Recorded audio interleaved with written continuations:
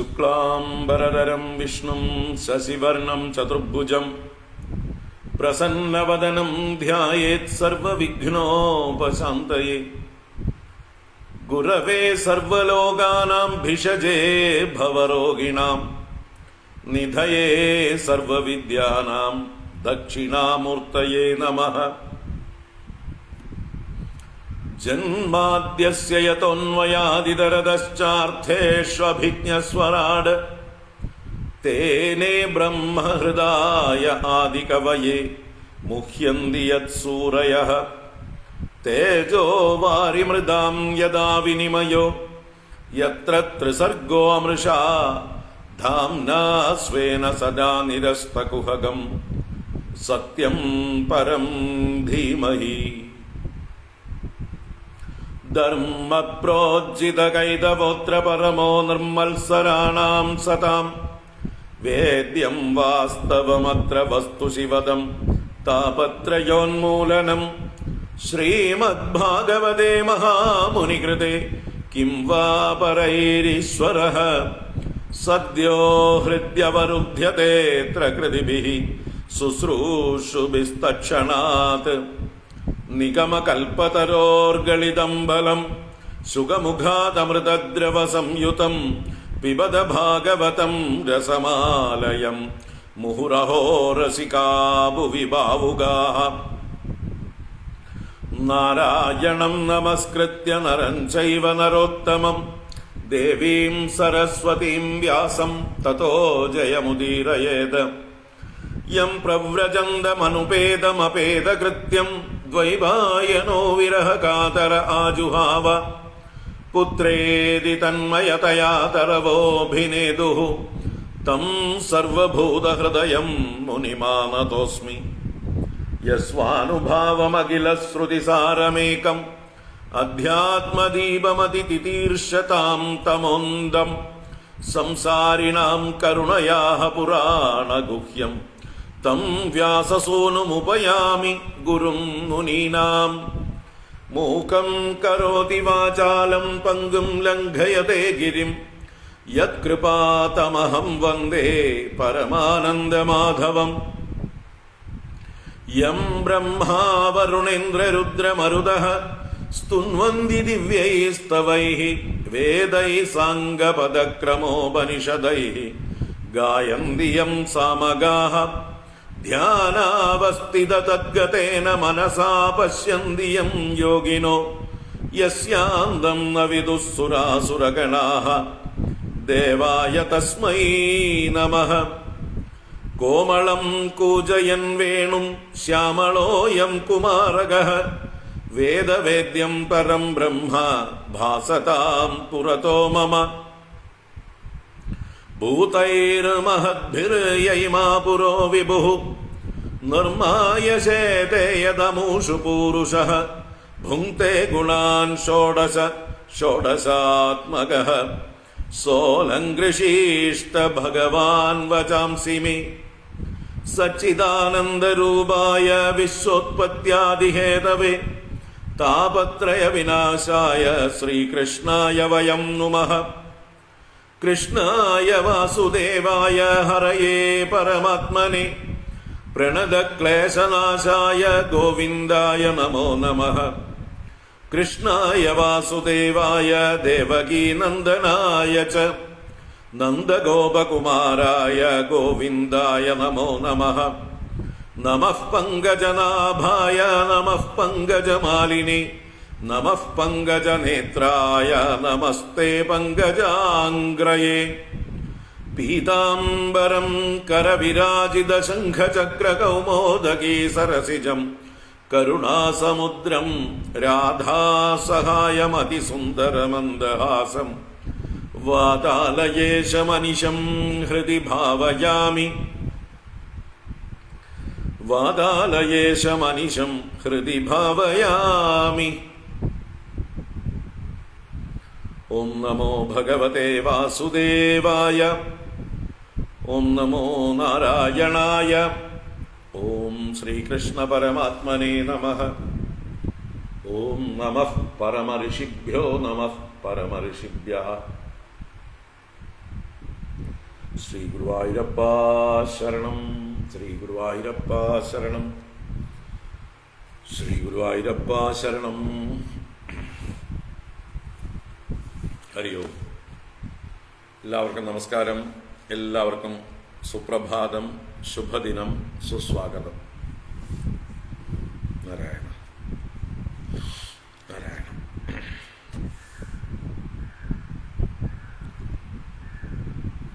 ബുദ്ധപൂർണിമ ആശംസകൾ.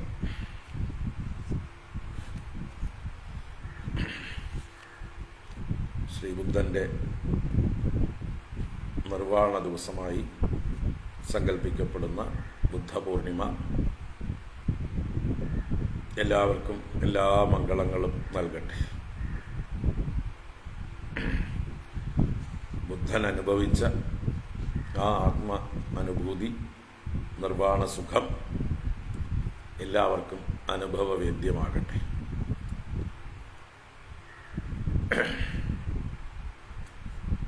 ഹരിയോ.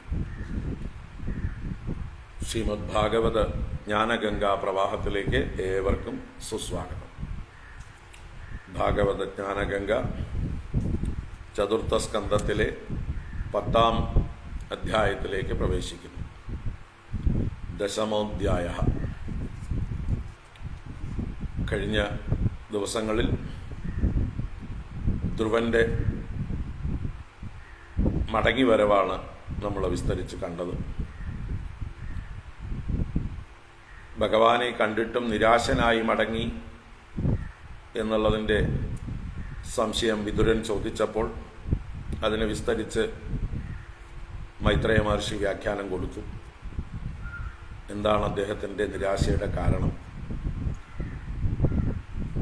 ഭവച്ഛിതം അയാചേ അഹം ഭവം ഭാഗ്യവിവർജിതഃ.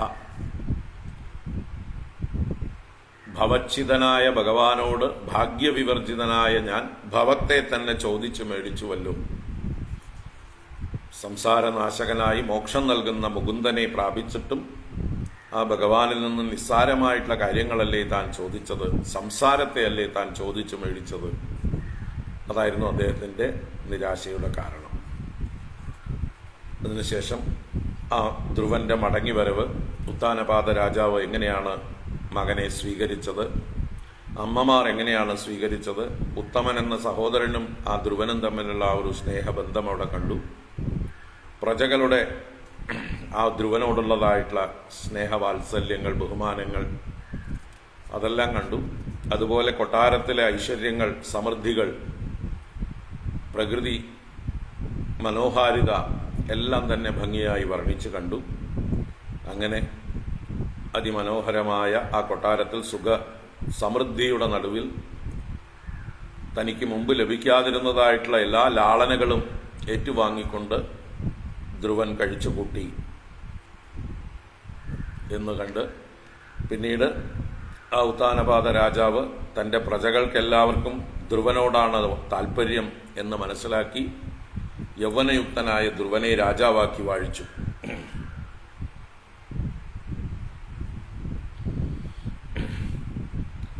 അദ്ദേഹം വാനപ്രസ്ഥനായി പോയി തൻ്റെ സത്യാന്വേഷണ മാർഗത്തിലേക്ക് എന്നും പറഞ്ഞുകൊണ്ടാണ് കഴിഞ്ഞ അധ്യായം അവസാനിപ്പിച്ചത്. ഇനി പുതിയ അധ്യായം. അച്ഛൻ പോയ ശേഷം ധ്രുവൻ രാജ്യഭാരം ഏറ്റെടുത്തതും വിവാഹം കഴിച്ചതും അദ്ദേഹത്തിന് ആരൊക്കെയാണ് സന്തതികളുണ്ടായത് എന്നുള്ള വിവരം ആദ്യം പറഞ്ഞ് പിന്നീട് അദ്ദേഹത്തിൻ്റെ സഹോദരൻ എന്ത് സംഭവിച്ചു, അതുപോലെ തന്നെ ചെറിയമ്മയായ സുരുചിക്ക് എന്ത് സംഭവിച്ചു എന്ന് പറഞ്ഞ് അതിനോടനുബന്ധമായി തൻ്റെ സഹോദരൻ്റെ മരണകാരണമായ ആ യക്ഷവർഗത്തോട് ശത്രുത ഉണ്ടായ ധ്രുവൻ കുബേരപുരിയായ അളകാപുരിയെ ആക്രമിക്കുന്നതായിട്ടുള്ള ആ ഒരു ഭാഗമാണ് നമ്മൾ. കുബേരൻ്റെ നേതൃത്വത്തിലുള്ള യക്ഷന്മാരും ധ്രുവനും തമ്മിലുള്ളതായിട്ടുള്ള ഘോരമായ യുദ്ധം, അതാണ് ഈ അധ്യായത്തിലെ വിഷയം. നമുക്കത് വായിക്കാം. 30 ശ്ലോകങ്ങളുള്ള അധ്യായമാണ്. വായിച്ചിട്ട് ഓരോ ശ്ലോകങ്ങളായി കാണാം. ഓം നമോ ഭഗവതേ വാസുദേവായ. അഥ ശ്രീമദ്ഭാഗവതേ ചതുർത്ഥസ്കന്ധേ ദശമോധ്യായഃ. മൈത്രേയ ഉവാച പ്രജാപതേർദുഹിതരം ശിശുമാരസ്യ വൈ ധ്രുവഃ ഉപയേമേ ഭ്രമിം നാമ തൽസുതൗ കൽപ്പവത്സരൗ ഇളായാമപി ഭാര്യായാം വായോഃ പുത്ര്യാം മഹാബലഃ പുത്രമുൽക്കലനാമാനം യോഷിത് രത്നമജീജനത് ഉത്തമസ്ത്വകൃതോദ്വാഹോ മൃഗയായാം ബലീയസ ഹതഃ പുണ്യജനേനാദ്രൗ തന്മാദാസ്യ ഗതിം ഗദാ. ധ്രുവോ ഭ്രാതൃവദം ശ്രുത്വാ കോപാമർഷശുചാർപ്പിതഃ ജൈത്രം സ്യന്ദനമാസ്ഥായ ഗതഃ പുണ്യജനാലയം ഗത്വോദീചീം ദിശം രാജാ രുദ്രാനുചരസേവിതാം ദദർശ ഹിമവദ്രോണ്യാം പുരീം ഗുഹ്യകസങ്കുലാം. ദദ്മൗ ശംഖം ബൃഹദ്ബാഹുഃ ഖം ദിശശ്ചാനുനാദയൻ യേനോദ്വിഗ്നദൃശക്ഷത്തഃ ഉപദേവ്യോऽത്ര സൻമൃശം. തതോ നിഷ്ക്രമ്യ ബലിനഃ ഉപദേവ മഹാഭടാഃ അസഹന്തസ്തന്നിനാദം അഭിപേതുരുദായുധാഃ. സതാൻ ആപതതോ വീരഃ ഉഗ്രധന്വാ മഹാരഥഃ ഏകൈകം യുഗപൽ സർവാൻ അഹൻ ബാണൈസ്ത്രിഭിസ്ത്രിഭിഃ. തേ വൈ ലലാടലഗ്നൈസ്തൈഃ ഇഷുഭിഃ സർവ ഏവ ഹി മത്വാ നിരസ്തമാത്മാനം ആശംസൻ കർമ്മ തസ്യ തത്. തേ വിചാമും അമൃഷ്യന്തഃ പാദസ്പർശമിവോരഗാഃ ശരൈരവിധ്യൻ യുഗപത് ദ്വിഗുണം പ്രചികീർഷവഃ. തതഃ പരിഗനിസ്ത്രിംശൈഃ പ്രാസശൂലപരശ്വധൈഃ ശക്തിവൃഷ്ടിഭിർഭുഷുണ്ഡീഭിശ്ചിത്രവാജൈഃ ശരൈരപി അഭ്യവർഷൻ പ്രകുപിതാഃ സരദം സഹസാരഥിം ഇച്ഛന്തസ്തൽപ്രതീകർത്തും അയുതാനി ത്രയോദശ. ഔത്താനപാദിഃ സതതാ ശസ്ത്രവർഷേണ ഭൂരിണ ന ഉപാദൃശ്യതച്ഛന്നഃ ആസാരേണ യദാ ഗിരിഃ. ഹാഹാകാരസ്തദൈവാസീത സിദ്ധാനാം ദിവി പശ്യതാം ഹതോയം മാനവഃ സൂര്യോ മഗ്നഃ പുണ്യജനാർണവേ. നദൽസു യാദുധാനേഷു ജയകാശിശ്വധോ മൃധേ ഉദതിഷ്ഠത് രഥസ്തസ്യ നിഹാരാദിവ ഭാസ്കരഃ. ധനുർവിസ്ഫൂർജയൻ ദിവ്യം ദ്വിഷദാം ഖേദമുദ്വഹൻ അസ്ത്രൗകം വ്യതമദ്ബാണൈഃ ഗനാനീകമിവാനിലഃ. തസ്യ തേ ചാപനിർമുക്താ ഭിത്വാ വർമാണി രക്ഷസാം കായാനാവിവിശുസ്തിഗ്മാഃ ഗിരീൻ അശനയോ യഥാ. ഭല്ലൈഃ സംഛിദ്യമാനാനാം ശിരോഭിശ്ചാരുകുണ്ഡലൈഃ ഊരുഭിർഹേമതാലാഭൈർദോർഭിർവലയവൽഗുഭിഃ ഹാരകേയൂരമുകുടൈഃ ഉഷ്ണീഷൈശ്ച മഹാധനൈഃ ആസ്ത്രിതാസ്താരണഭുവോ രേചുർവീരമനോഹരാഃ. ഹതാവശിഷ്ടായിതരേ രണാജിരാത് രക്ഷോഗണാക്ഷത്രിയവര്യസായകൈഃ പ്രായോ വിവൃക്ണാവയവാവിദുദ്രുവുഃ മൃഗേന്ദ്രവിക്രീഡിതയൂഥഭായിവ. അപശ്യമാനഃ സതതാദതായിനം മഹാമൃധേ കഞ്ചന മാനവോത്തമഃ പുരീം ദിദൃക്ഷന്നപി നാവിശദ്വിഷാം നമായിനാം വേദ ചികീർഷിതം ജനഃ. ഇതി ബ്രുവൻ ചിത്രരഥസ്വസാരഥിം യത്തഃ പരേഷാം പ്രതിയോഗശങ്കിതഃ സുസ്രാവ ശബ്ദം ജലധേരിവേരിതം നഭസ്വതോ ദിക്ഷുരജോന്വദൃശ്യത.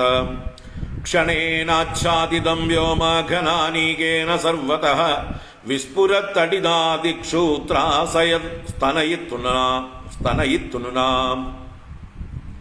വവൃഷു രുധിരൗഗാസൃക് പൂയവിൺമൂത്രമേധസഃ നിപേതുർഗഗനാദസ്യ കബന്ധാന്യഗ്രതോ നഖ. തതഖേ അദൃശ്യത ഗിരിഃ നിപേതുഃ സർവതോ ദിശം ഗദാപരിഗനിസ്ത്രിംശമുസലാ സാശ്മവർഷിണഃ. അഹയോ അശനി നിശ്വാസാവമന്ദോഗ്നിം രുഷാക്ഷിഭിഃ അഭ്യധാവൻ ഗജാമത്താ സിംഹവ്യാഘ്രാശ്ച യൂദശഃ. സമുദ്ര ഊർമിഭിർഭീമഃ പ്ലാവയൻ സർവതോ ഭുവം ആസസാദ മഹാഹ്രാദഃ കൽപാന്തൈവ ഭീഷണഃ. ഏവം വിധാന്യനേകാനി ത്രാസനാന്യമനസ്വിനാം സസൃജുസ്തിഗ്മഗതയഃ ആസുര്യാ മായയാ അസുരാഃ ധ്രുവേ പ്രയുക്താം അസുരൈസ്താം മായാം അതിദുസ്തരാം നിശാമ്യ തസ്യ മുനയഃ ശം ആശംസൻ സമാഗതാഃ മുനയ ഊജുഃ ഔതാനപാദേ ഭഗവാൻ തവ ശർഗധന്വാ ദേവക്ഷിണോത്വനദാർത്തിഹരോ വിപക്ഷാൻ യന്നാമധേയമഭിധായ നിശമ്യ ചാദ്ധ ലോകോഞ്ജസാ തരതി ദുസ്തരമംഗമൃത്യും. ഹരി ഓം. ഇത് ശ്രീമദ്ഭാഗവതേ മഹാപുരാണേ പാരമഹംസ്യാം സംഹിതായാം ചതുർത്ഥസ്കന്ധേ ദശമോऽധ്യായഃ. സർവത്ര ഗോവിന്ദനാമ സങ്കീർത്തനം. ഗോവിന്ദ ഗോവിന്ദ. നാരായണാഖില ഗുരോ ഭഗവൻ നമസ്തേ. നാരായണാഖില ഗുരോ ഭഗവൻ നമസ്തേ. നാരായണാഖില ഗുരോ ഭഗവൻ നമസ്തേ.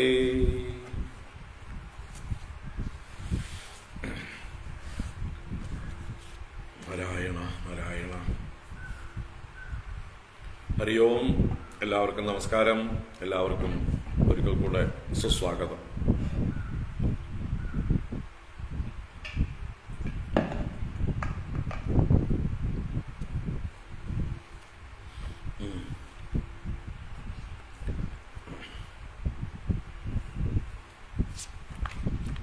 നാരായണ. ഹരി ഓം. അപ്പോൾ ഭഗവാനാൽ അനുഗ്രഹീതനായ ധ്രുവനെ അച്ഛനും അമ്മമാരും സഹോദരനും മന്ത്രിമാരും മറ്റ് സേനാനായകരും പൗരമുഖ്യന്മാരും എല്ലാവരുമായിട്ട് സ്വീകരിച്ച് ആനപ്പുറത്ത് എഴുന്നള്ളിച്ച് കൊണ്ടുവരുന്ന രംഗം വളരെ വിശദമായി ഇന്നലെ കണ്ടു. കൊട്ടാരത്തിലെ ഐശ്വര്യ സമൃദ്ധിയെ വർണ്ണിച്ചത് കണ്ടു. അവിടെ വന്ന ധ്രുവൻ അച്ഛൻ്റെ ലാളനയേറ്റ് ചിരകാലം വസിച്ചു. അത് കഴിഞ്ഞ് പ്രായമായപ്പോൾ യൗവനയുക്തനായ ധ്രുവനെ പ്രജകളുടെ ഇംഗിതപ്രകാരം, പ്രകൃതികളുടെയെല്ലാം നിശ്ചയപ്രകാരം രാജാവാക്കി അഭിഷേകം ചെയ്തു. ഉത്താനപാദ രാജാവ് തൻ്റെ വയസ്സ് ഇപ്പോൾ വാനപ്രസ്ഥത്തിനുള്ള പ്രായമാണെന്ന് മനസ്സിലാക്കി ആ വർണ്ണാശ്രമധർമ്മത്തിൻ്റെ ആ ക്രമം അനുഷ്ഠിക്കുന്ന രാജർഷിയായ ഉത്താനപാദ രാജാവ് എല്ലാ ഐശ്വര്യങ്ങളെയും വെടിഞ്ഞുകൊണ്ട് വനത്തിലേക്ക് പ്രസ്ഥാനം ചെയ്തു. അവിടെ ചെന്ന് ഭഗവാനെ ഭജിച്ച് അദ്ദേഹം ഭഗവത് പദം പ്രാപിക്കും. ഇതാണ് പൂർവീകരായ നമ്മുടെ രാജാക്കന്മാരെല്ലാവരും ചെയ്തിട്ടുള്ളത്. അതിൻ്റെ ഒരു മാതൃകകളാണ് ഇവരൊക്കെ. മനുവും ഉത്താനപാദനും അവരുടെ പരമ്പരയൊക്കെ അത് തന്നെയാണ് കാണിച്ചു തരുന്നത്. യൗവനയുക്തരായിരിക്കുമ്പോൾ ഗൃഹസ്ഥാശ്രമ ജീവിതം നയിച്ച് അതിലൂടെ അവരുടെ ആഗ്രഹങ്ങൾ സാധിച്ച് വാസനകളെ ക്ഷയിപ്പിച്ച് ലോക ജീവിതത്തിൻ്റെ സ്വഭാവം മനസ്സിലാക്കി അതിൽ നിന്ന് വിരക്തി വന്നവരായിട്ട്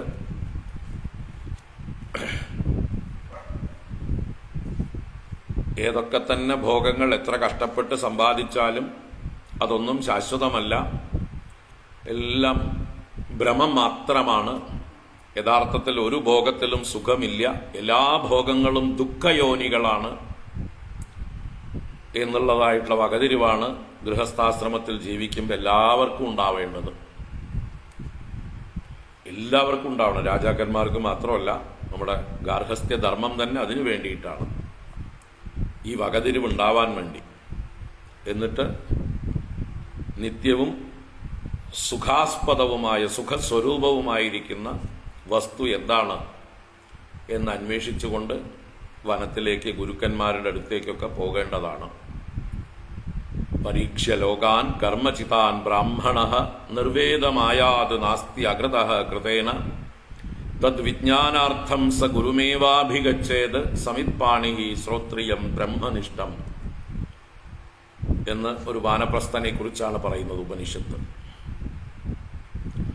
ജീവിതത്തിലെ തൻ്റെ കർമ്മങ്ങൾ കൊണ്ട് താൻ നേടിയെടുത്തതായിട്ടുള്ള ഭോഗങ്ങളെ, അനുഭവങ്ങളെ എല്ലാം വേണ്ട പോലെ വിമർശന ബുദ്ധിയ വിശകലനം ചെയ്ത്, അതാണ് പരീക്ഷ ലോകാൻ കർമ്മചിതാൻ. ആ വിവേകിയായിട്ടുള്ളവൻ ബ്രാഹ്മണ നിർവേദമായാത്, നിർവേദത്തെ പ്രാപിക്കണം എന്ന് പറഞ്ഞാൽ വൈദിക കർമ്മങ്ങളടക്കം ഉപേക്ഷിക്കുവാനുള്ള ഒരു കരുത്ത് അവനുണ്ടാവണം. വൈദിക കർമ്മങ്ങളും ഉപേക്ഷിക്കപ്പെടേണ്ടതാണ് എന്ന് പറഞ്ഞാൽ ആദ്യമേ ഉപേക്ഷിക്കേണ്ടതല്ല. വേണ്ടത്ര അനുഷ്ഠിച്ച് അതിലൂടെ നേടേണ്ടതായിട്ടുള്ള ചിത്തശുദ്ധി നേടിയതിന് ശേഷം അതിൻ്റെ നിസ്സാരത മനസ്സിലാക്കിക്കൊണ്ട് സകാമ കർമ്മങ്ങളെല്ലാം നേരത്തെ തന്നെ ഉപേക്ഷിച്ച് പിന്നെ നിത്യനൈമിത്തിക കർമ്മങ്ങളും ക്രമത്തിൽ ഉപേക്ഷിക്കാവുന്നതാണ്. അങ്ങനെ സകല കർമ്മങ്ങളും ഉപേക്ഷിച്ചുകൊണ്ട് വിവേകം, വൈരാഗ്യം, സമാധി, ഷഡ്ക സമ്പത്തി, മുമുക്ഷുത്വം എന്നീ ഗുണങ്ങൾ ആർജിച്ച് വനത്തിൽ ഗുരുക്കന്മാരെ സേവിച്ച് ഗുരുക്കന്മാരിൽ നിന്ന് ഉപദേശം സ്വീകരിച്ച് തത്വം അറിഞ്ഞുകൊണ്ട് ശ്രവണ മനന നിധിധ്യാസനങ്ങൾ ചെയ്തുകൊണ്ട് ആ ബ്രഹ്മനിഷ്ഠയ്ക്കായിക്കൊണ്ട് പരിശ്രമിക്കുകയാണ് മനുഷ്യ ജീവിതത്തിന്റെ ലക്ഷ്യം എന്ന് നമ്മുടെ പൂർവികരായ രാജർഷിമാരെല്ലാം കാണിച്ചു തരികയാണ്. ഈ ഭാഗവതം നിറയെ ഇതുപോലെയുള്ളതായിട്ടുള്ള രാജാക്കന്മാർ രാജ്യം ഉപേക്ഷിച്ചു പോകുന്നത് കാണാം. വാതിൽ തുറന്ന് അകത്ത് വന്നോളൂ, തുറന്നു വരൂ. അമ്മമാരെ,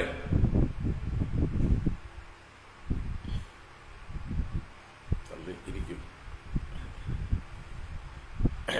അവിടെ ഇരുന്ന് കേൾക്കാം. ഇരിക്കും, ചേരണ്ട അവിടെ.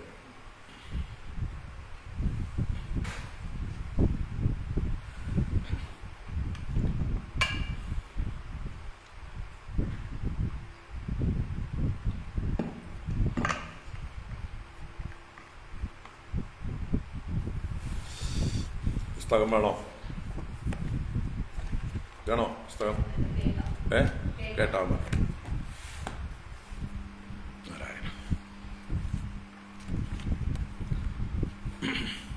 അപ്പൊ അങ്ങനെയുള്ള ഉത്താനപാത രാജാവിന്റെ വാനപ്രസ്ഥമാണ് അവസാനം പറഞ്ഞത്. അതിനെ തുടർന്ന് 10-ാം അധ്യായം നമ്മളിപ്പോൾ വായിച്ചത് ഓരോ ശ്ലോകങ്ങളായി കാണാം. ധ്രുവന്റെ രാജ്യഭാരം അല്ലെങ്കിൽ രാജ്യം ഏറ്റെടുത്തതായിട്ടുള്ള ധ്രുവൻ തുടർന്ന് എന്തെല്ലാം ചെയ്തു എന്നുള്ള സംഭവ വികാസങ്ങളാണ് നമുക്ക് കാണിച്ചു തരുന്നത്. ഓം നമോ ഭഗവതേ വാസുദേവായ. അഥ ചതുർത്ഥസ്കന്ധേ 10-മോऽധ്യായഃ. മൈത്രേയ ഉവാച. പ്രജാപതേർദുഹിതരം ശിശുമാരസ്യ വൈ ധ്രുവഃ ഉപയേമേ ഭ്രമിം നാമ തൽസുതൗ കൽപവത്സരൗ ഇളായാം അപി ഭാര്യായാം വായോഃ പുത്ര്യാം മഹാബലഃ പുത്രമുൽക്കലനാമാനം യോഷിദ്രത്നം അജീജനത്. 2 ശ്ലോകങ്ങളെ കൊണ്ട് ധ്രുവന്റെ 2 ഭാര്യമാരുടെ പേരും അവരിലുണ്ടായ സന്തതികളുടെ പേരുമാണ് പറയുന്നത്. പ്രജാപതേഹേ ദുഹിതരം ശിശുമാരസ്യ വൈ ധ്രുവഃ ഉപയേമേ ഭ്രമിം നാമ. ധ്രുവൻ എന്ത് ചെയ്തു? ഉപയേമേ. ഉപയേമേ എന്ന് പറഞ്ഞാൽ ഉപയമിച്ചു. ഉപയമിക്കുക എന്ന് പറഞ്ഞാൽ വിവാഹം ചെയ്തു എന്നർത്ഥം. തന്റെ കൂടെ ജീവിത പങ്കാളിയായി കൂട്ടി. ഇപ്പൊ വിവാഹം ചെയ്തു. ഉപയേമേ. ആരെയാണ് വിവാഹം ചെയ്തത്? ശിശുമാരസ്യ പ്രജാപതേഹേ ദുഹിതരം. ശിശുമാരൻ എന്നു പേരുള്ള ഒരു പ്രജാപതിയുടെ ദുഹിതാവിനെ, ദുഹിതാവ് മകളാണ്. അപ്പോ ശിശുമാരൻ എന്ന പ്രജാപതിയുടെ ഒരു മകള്, അവളുടെ പേര് പറഞ്ഞു ഭ്രമി എന്ന്. ഭ്രമിം നാമ. ഭ്രമി എന്ന പേരോടുകൂടിയ മകളെ വിവാഹം കഴിച്ചു എന്നാണ്. അപ്പൊ ഭ്രമി എന്നാണ് ആ സ്ത്രീയുടെ പേര്, ആ യുവതിയുടെ പേര്. ധ്രുവൻ ആദ്യം വിവാഹം കഴിച്ചത് ശിശുമാരൻ എന്ന പ്രജാപതിയുടെ ഭ്രമി എന്ന പേരായ മകളെ ഉപയേമി. എന്നിട്ടോ തൽ സുതൗ കൽപ്പവത്സരൗ. തൽ സുതൗ ആ ധ്രുവന് അവളിൽ ഉണ്ടായ 2 പുത്രന്മാർ, സുതൗ എന്ന് പറഞ്ഞാൽ ദ്വൗ സുതൗ, 2 പുത്രന്മാർ. എന്തൊക്കെയാ പേര്? കൽപ്പശ്ച വത്സരശ്ച, 2 കൂടി ചേർത്താണ് കൽപ്പവത്സരൗ എന്ന് പറഞ്ഞത്. കൽപ്പനും വത്സരനും 2 പുത്രന്മാരുണ്ടായി എന്നാണ്.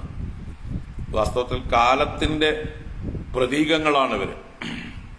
കൽപ്പം എന്നുള്ളതും കാലത്തിന്റെ ഒരു യൂണിറ്റാണ്. ബ്രഹ്മദേവന്റെ ഒരു പകലിനെയാണ് കൽപ്പം എന്ന് പറയുന്നത്. വത്സരം എന്ന് പറയുന്ന ഒരു സംവത്സരം, ഒരു വർഷം, നമ്മുടെ മനുഷ്യലോകത്തുള്ളതായിട്ടുള്ള കാലഗണനയുടെ ഒരു യൂണിറ്റാണ് വത്സരം എന്ന് പറയുന്നത്. അങ്ങനെയുള്ള പേരുകളാണ് ഈ ധ്രുവന്റെ മക്കൾക്ക് നൽകിയിരിക്കുന്നത്. അപ്പൊ ഒരു കാലത്തിന്റെ ഒരു പ്രതീകങ്ങൾ എന്ന് വേണമെങ്കിൽ പറയാം.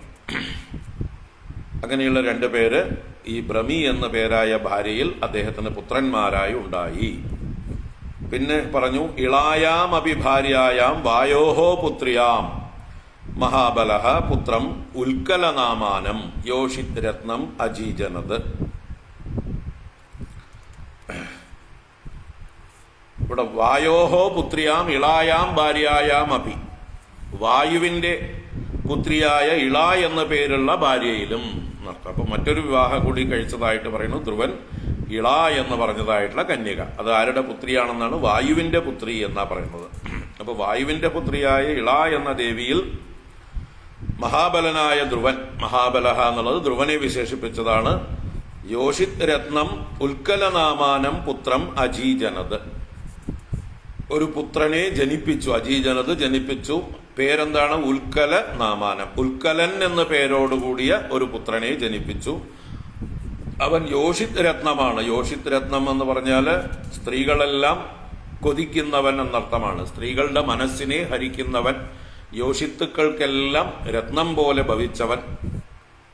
അങ്ങനെയുള്ള സുന്ദരനായ ഉൽക്കലൻ എന്ന് പേരുള്ളതായിട്ടൊരു പുത്രനെ ജനിപ്പിച്ചു. അപ്പൊ 3 പുത്രന്മാര്, 2 ഭാര്യമാരില്. ഭ്രമിയില് കൽപ്പനും വത്സരനും, ഇളയില് ഉൽക്കലൻ എന്ന പേരുള്ളതായിട്ടുള്ള പുത്രൻ. ഇങ്ങനെ ധ്രുവന്റെ വിവാഹത്തെക്കുറിച്ചും 3 മക്കളെക്കുറിച്ചും സൂചിപ്പിച്ചു. ഇനി ധ്രുവന്റെ സഹോദരനായ സുരുചി പുത്രനായ ഉത്തമന്റെ കഥ പറയുന്നു. ഉത്തമസ്ത്വകൃതോദ്വാഹോ മൃഗയായാം ബലീയസ ഹത പുണ്യജനേനാദ്രൗ തന്മാദാസ്യ ഗതിം ഗതാ. ഉത്തമഃ തു അകൃതോദ്വാഹഃ, ഉത്തമനാകട്ടെ അകൃതോദ്വാഹനായിരുന്നു. എന്ന് വെച്ചാൽ അകൃത ഉദ്വാഹൻ, ഉദ്വാഹം ചെയ്യുക എന്നുള്ള വിവാഹം കഴിക്കൽ തന്നെയാണ്. അകൃതൻ എന്ന് പറഞ്ഞാലോ ചെയ്യാത്തവൻ എന്ന് പറഞ്ഞാൽ വിവാഹം കഴിക്കുന്നതിന് മുമ്പേ അദ്ദേഹത്തിന് അകാല മൃത്യു സംഭവിച്ചു. അതുകൊണ്ടാണ് അങ്ങനെ പറഞ്ഞത്. അകൃതോദ്വാഹ, വിവാഹം കഴിക്കാത്തവനായി അദ്ദേഹം മൃഗയാ വിനോദത്തിന് പോയി, നായാട്ടിനായി കൊണ്ട് പോയതായിട്ടുള്ള സമയത്ത് ബലീയസ പുണ്യജനേന അദ്രൗ ഹതഃ. ബലീയസ പുണ്യജനേന എന്ന് പറഞ്ഞാൽ അതിബലവാനായ ഒരു പുണ്യജനം. പുണ്യജനൻ എന്നുള്ളത് യക്ഷന്മാരെ കുറിച്ച് സൂചിപ്പിക്കുന്ന പദമാണ്. യക്ഷന്മാരെ പുരാണ ഭാഷയിൽ പറയുന്നത് തന്നെയാണ് പുണ്യജനങ്ങൾ എന്ന്. അപ്പൊ ഒരു യക്ഷനാൽ, ഒരു ബലവാനായ യക്ഷനാൽ അദ്രൗ ഹതഃ, പർവ്വതത്തിൽ വെച്ച് കൊല്ലപ്പെട്ടു. അപ്പോൾ ധ്രുവന്റെ സഹോദരനായ ഉത്തമൻ നായാട്ടിന് പോയതായിട്ടുള്ള സമയത്ത് ഒരു ബലവാനായിട്ടുള്ള യക്ഷനാൽ പർവ്വതത്തിൽ വെച്ച് കൊല്ലപ്പെട്ടു. അതുകൊണ്ട് തന്നെ അദ്ദേഹം അകൃതോദ്വാഹനായിരുന്നു, വിവാഹം കഴിച്ചിരുന്നില്ല. തുടർന്ന് തന്മാതാ അസ്യ ഗതിം ഗതാ, അവന്റെ അമ്മയും അവന്റെ അതേ ഗതിയെ പ്രാപിച്ചു എന്ന് പറയുന്നുണ്ട്. അതെന്താണ്ടായ വെച്ചാൽ അവന്റെ അമ്മയായ സുരുചി ഒരു രഥത്തില് മകനെ കാണാതായപ്പോൾ തെരഞ്ഞു കാട്ടിലേക്ക് പോയി. നായാട്ടിന് പോയ മകന്റെ പുറകെ സുരുചിയും രഥത്തിൽ പോയി. കണ്ടുകിട്ടാൻ പറ്റിയില്ല. തെരഞ്ഞ് ഒരു അഗാധ വനത്തിൽ ചെന്നു ചേർന്നു. ആ വനത്തില് തീ പിടിച്ച്, കാട്ടുതീ പടർന്നു പിടിച്ച് ആ കാട്ടുതീയിൽപ്പെട്ട് ദഹിച്ചുപോയി സുരുചിയുടെ ദേഹവും. അങ്ങനെ ഉത്തമനും സുരുചിക്കും അകാല മൃത്യു സംഭവിച്ചു. അത് ഈശ്വര വിധി. അതാണ് അസ്യ ഗതിം ഗതാ, അവന്റെ അതേ ഗതിയെ പ്രാപിച്ചു എന്ന് പറഞ്ഞാൽ 2 പേരും മരണത്തെ വരിച്ചു. 2 പേരും. അപ്പോ ധ്രുവനെ നേരത്തെ ഉപദ്രവിച്ച ആളുകളാണ് ഇവര്. സ്വന്തം അച്ഛന്റെ മടിയിലിരിക്കാൻ തുനിഞ്ഞതായിട്ടുള്ള ധ്രുവനെ ഇറക്കി വിട്ടവളാണ്. അപ്പൊ അതിൻ്റെയൊക്കെ ഒരു ഫലമായിരിക്കാം അവരവർ ചെയ്തതായിട്ടുള്ള കർമ്മത്തിന്റെ ഫലം ഏതെങ്കിലും രീതിയിൽ വന്ന് ഭവിക്കുന്നു. എന്തായാലും അകാലത്തിലുള്ളതായിട്ടുള്ള മരണം സംഭവിച്ചു. അതോടുകൂടി ധ്രുവന് പിന്നെ രാജ്യത്തിൽ മറ്റൊരു പ്രശ്നങ്ങളും ഇല്ല. അഥവാ ഒരു സഹോദരനാണ് ശത്രുത ഉണ്ടാവാൻ വഴിയുണ്ടായിരുന്നത്, ആ സഹോദരനും ഇല്ലാതെയായി, അമ്മയും ഇല്ലാതെയായി. അപ്പൊ സ്വസ്ഥനായി. എന്നാ പിന്നെ ഇതൊക്കെ ഭഗവാൻ ധ്രുവനോട് നേരത്തെ പറഞ്ഞിരുന്നതാണ്. നേരിട്ട് ഭഗവാൻ പ്രത്യക്ഷപ്പെട്ട് അനുഗ്രഹിക്കുന്നതായിട്ട് സമയത്ത് എന്തൊക്കെയായിരിക്കും ഭാവിയിൽ സംഭവിക്കുക, നീ രാജാവാകും, നിന്റെ സഹോദരൻ നായാട്ടിന് പോയി യക്ഷന്മാരാൽ വധിക്കപ്പെടും, അതെല്ലാം വിധിയാണ്, പ്രാരബ്ധമാണ്, അവന്റെ അമ്മയും അതുപോലെ തന്നെ കാട്ടിൽ വെച്ച് കാട്ടുതീയിൽ മരിക്കും എന്നുള്ള കാര്യം ഭഗവാൻ സൂചിപ്പിച്ചിരുന്നു. ഇത്രയും അറിഞ്ഞ ഒരു ധ്രുവൻ വാസ്തവത്തിൽ അതെല്ലാം ഈശ്വര നിശ്ചയമാണ്, എല്ലാം പ്രീ ഡിസ്റ്റൈൻഡ് ആണ്, അതിൽ തനിക്കൊന്നും ചെയ്യാനില്ല എന്ന് വിചാരിച്ചുകൊണ്ട് എല്ലാം ഈശ്വര നിശ്ചയം എന്ന് കരുതി ശാന്തനായിരിക്കാമായിരുന്നു. പക്ഷേ അദ്ദേഹത്തിന്റെ ഉള്ളിലുള്ള രജോഗുണം അത് പുറത്തേക്ക് വരികയാണ്. നമ്മൾ മുമ്പേ തന്നെ ആ ധ്രുവനെ കുറിച്ച് പറയുമ്പോഴൊക്കെ പറയേണ്ട ക്ഷത്രിയ ബാലനാണ്, രജോഗുണ സമ്പന്നനാണ്. ആ രജോഗുണം പോകാതെ അദ്ദേഹത്തിന് മോക്ഷം ലഭിക്കുകയില്ല. അപ്പൊ ആ രജോഗുണം ഉള്ളിൽ കിടന്ന് തള്ളുകയാണ്. ആ രജോഗുണത്തിന്റെ ഫലമായിട്ട് അദ്ദേഹം പ്രതികാരം ചെയ്യാനായി കൊണ്ട് പുറപ്പെടുന്നു. തന്റെ സഹോദരന്റെ മരണകാരണമായ തന്റെ ചെറിയമ്മയുടെ മരണത്തിനും അത് കാരണമായല്ലോ. അവര് ആരാണ്? ഒരു യക്ഷനാണ് തന്റെ സഹോദരനെ വധിച്ചത്. പക്ഷെ അദ്ദേഹം യക്ഷവർഗത്തോട് തന്നെ ശത്രുതയോടുകൂടെ യുദ്ധത്തിനായി പുറപ്പെടുന്നു. അതാണ് 4-ാം ശ്ലോകം മുതൽ പറയുന്നത്. ധ്രുവോ ഭ്രാതൃവധം ശ്രുത്വാ കോപാമർഷശുചാർപ്പിതഃ ജൈത്രം സ്യന്ദനമാസ്ഥായ ഗതഃ പുണ്യജനാലയം. ധ്രുവഃ ഭ്രാതൃവധം ശ്രുത്വാ,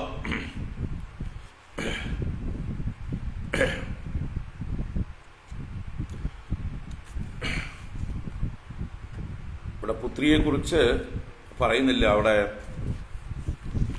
പറഞ്ഞതില് യോഷിത് രത്നം എന്ന് പറഞ്ഞതിനെ വേണമെങ്കിൽ ഒരു പുത്രിയായിട്ട് പറയാം. പക്ഷെ പേര് പറയാത്തത് കൊണ്ട് ആ യോഷിത് രത്നത്തെ ഉൽക്കലന്റെ വിശേഷണമായിട്ടെടുത്തു. അതാണ് നിങ്ങളുടെ ചോദ്യത്തിന്റെ കാര്യം മനസ്സിലായി. ആ യോഷിത് രത്നം എന്നുള്ളതായിട്ടുള്ള പ്രയോഗം വേണമെങ്കിൽ ഒരു സ്ത്രീരത്നത്തെയും എന്നാക്കി വ്യാഖ്യാനിക്കാം. ഒരു മകളെയും ജനിപ്പിച്ചു എന്ന് വേണമെങ്കിൽ പറയാം.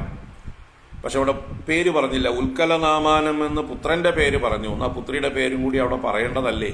അത് പറയാത്തത് കൊണ്ട് ആ യോഷിത് രത്നത്തെ ഈ ഉൽക്കലനുള്ള വിശേഷണമാക്കി മാറ്റി. ഇതൊക്കെ നിസ്സാര കാര്യങ്ങളാണ്. ഇവർക്കൊന്നും ഒരു റോളും ഇല്ല ഈ കഥയിലൊന്നും. അതുകൊണ്ട് നമ്മൾ അതൊക്കെ അവഗണിക്കാവുന്നതാണ്. ഇതൊന്നും ചോദിക്കേണ്ട കാര്യമില്ല. എങ്കിലും ചിലരുടെ ക്യൂരിയോസിറ്റി, എല്ലാ ആളുകളുടെ പേരും അറിഞ്ഞിരിക്കണം എന്നുള്ളതായിട്ടുള്ള ചില ഒരു നിർബന്ധ ബുദ്ധി ഇരിക്കട്ടെ. നിങ്ങളുടെ ക്യൂരിയോസിറ്റി അടങ്ങട്ടെ.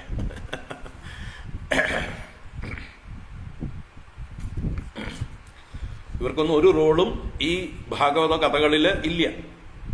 ഇനി ഉൽക്കലൻ ചെറുതായിട്ട് ഇനി പരാമർശിക്കപ്പെടും. ആ പെൺകുട്ടിയുടെ കാര്യം ഉണ്ടെങ്കിൽ തന്നെ എവിടെയും പരാമർശിക്കപ്പെടുന്നില്ല. അതുകൊണ്ട് ഒരു പ്രസക്തി ഇല്ല എന്ന് പറയാം.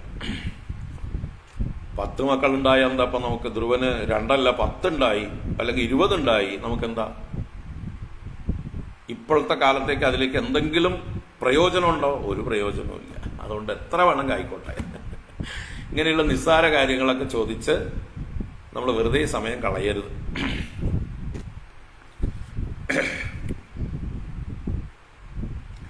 ഓക്കെ.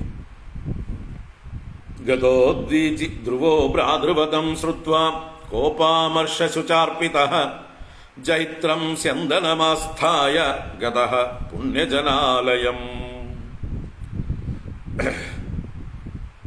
ഭ്രാതൃവദം ശ്രുത്വ, തന്റെ സഹോദരന്റെ ഫാൻ വേണം കിട്ടുള്ളൂ കേട്ടോ. അവിടെ അപ്പുറത്ത് സ്വിച്ച് ഉണ്ട്. ഭ്രാതൃവദം ശ്രുത്വ, ഭ്രാതാവിന്റെ വധത്തെക്കുറിച്ച് കേട്ടിട്ട് കോപാമർഷശുച അർപ്പിതഃ ധ്രുവഃ, ആ ധ്രുവൻ കോപം, അമർഷം, ശോകം, ശുച എന്ന് പറഞ്ഞാൽ ശോകത്താലും അപ്പൊ കോപമുണ്ടായി, ദേഷ്യമുണ്ടായി. അമർഷം എന്ന് പറഞ്ഞാൽ അക്ഷമത, അസഹിഷ്ണുത, അതുണ്ടായി, സഹിക്കാൻ പറ്റിയില്ല. അതുപോലെ ശുച എന്ന് പറഞ്ഞാൽ ശോകത്താലും. അപ്പൊ കോപം, അമർഷം, ദുഃഖം എന്നിവ കൊണ്ട് അർപ്പിതനായ, ബാധിക്കപ്പെട്ടവനായിട്ടുള്ള ധ്രുവൻ ജൈത്രം സ്യന്ദനം ആസ്ഥായ പുണ്യജനാലയം ഗതഃ. ജൈത്രം എന്ന പേരുള്ളതായിട്ടുള്ള സ്യന്ദനം, സ്യന്ദനം രഥമാണ്. ജൈത്രം എന്ന് പറഞ്ഞാൽ ജയം ശീലമായത്. അപ്പൊ എവിടെ പോയാലും ജയിക്കുന്നതാണ് ജൈത്രം.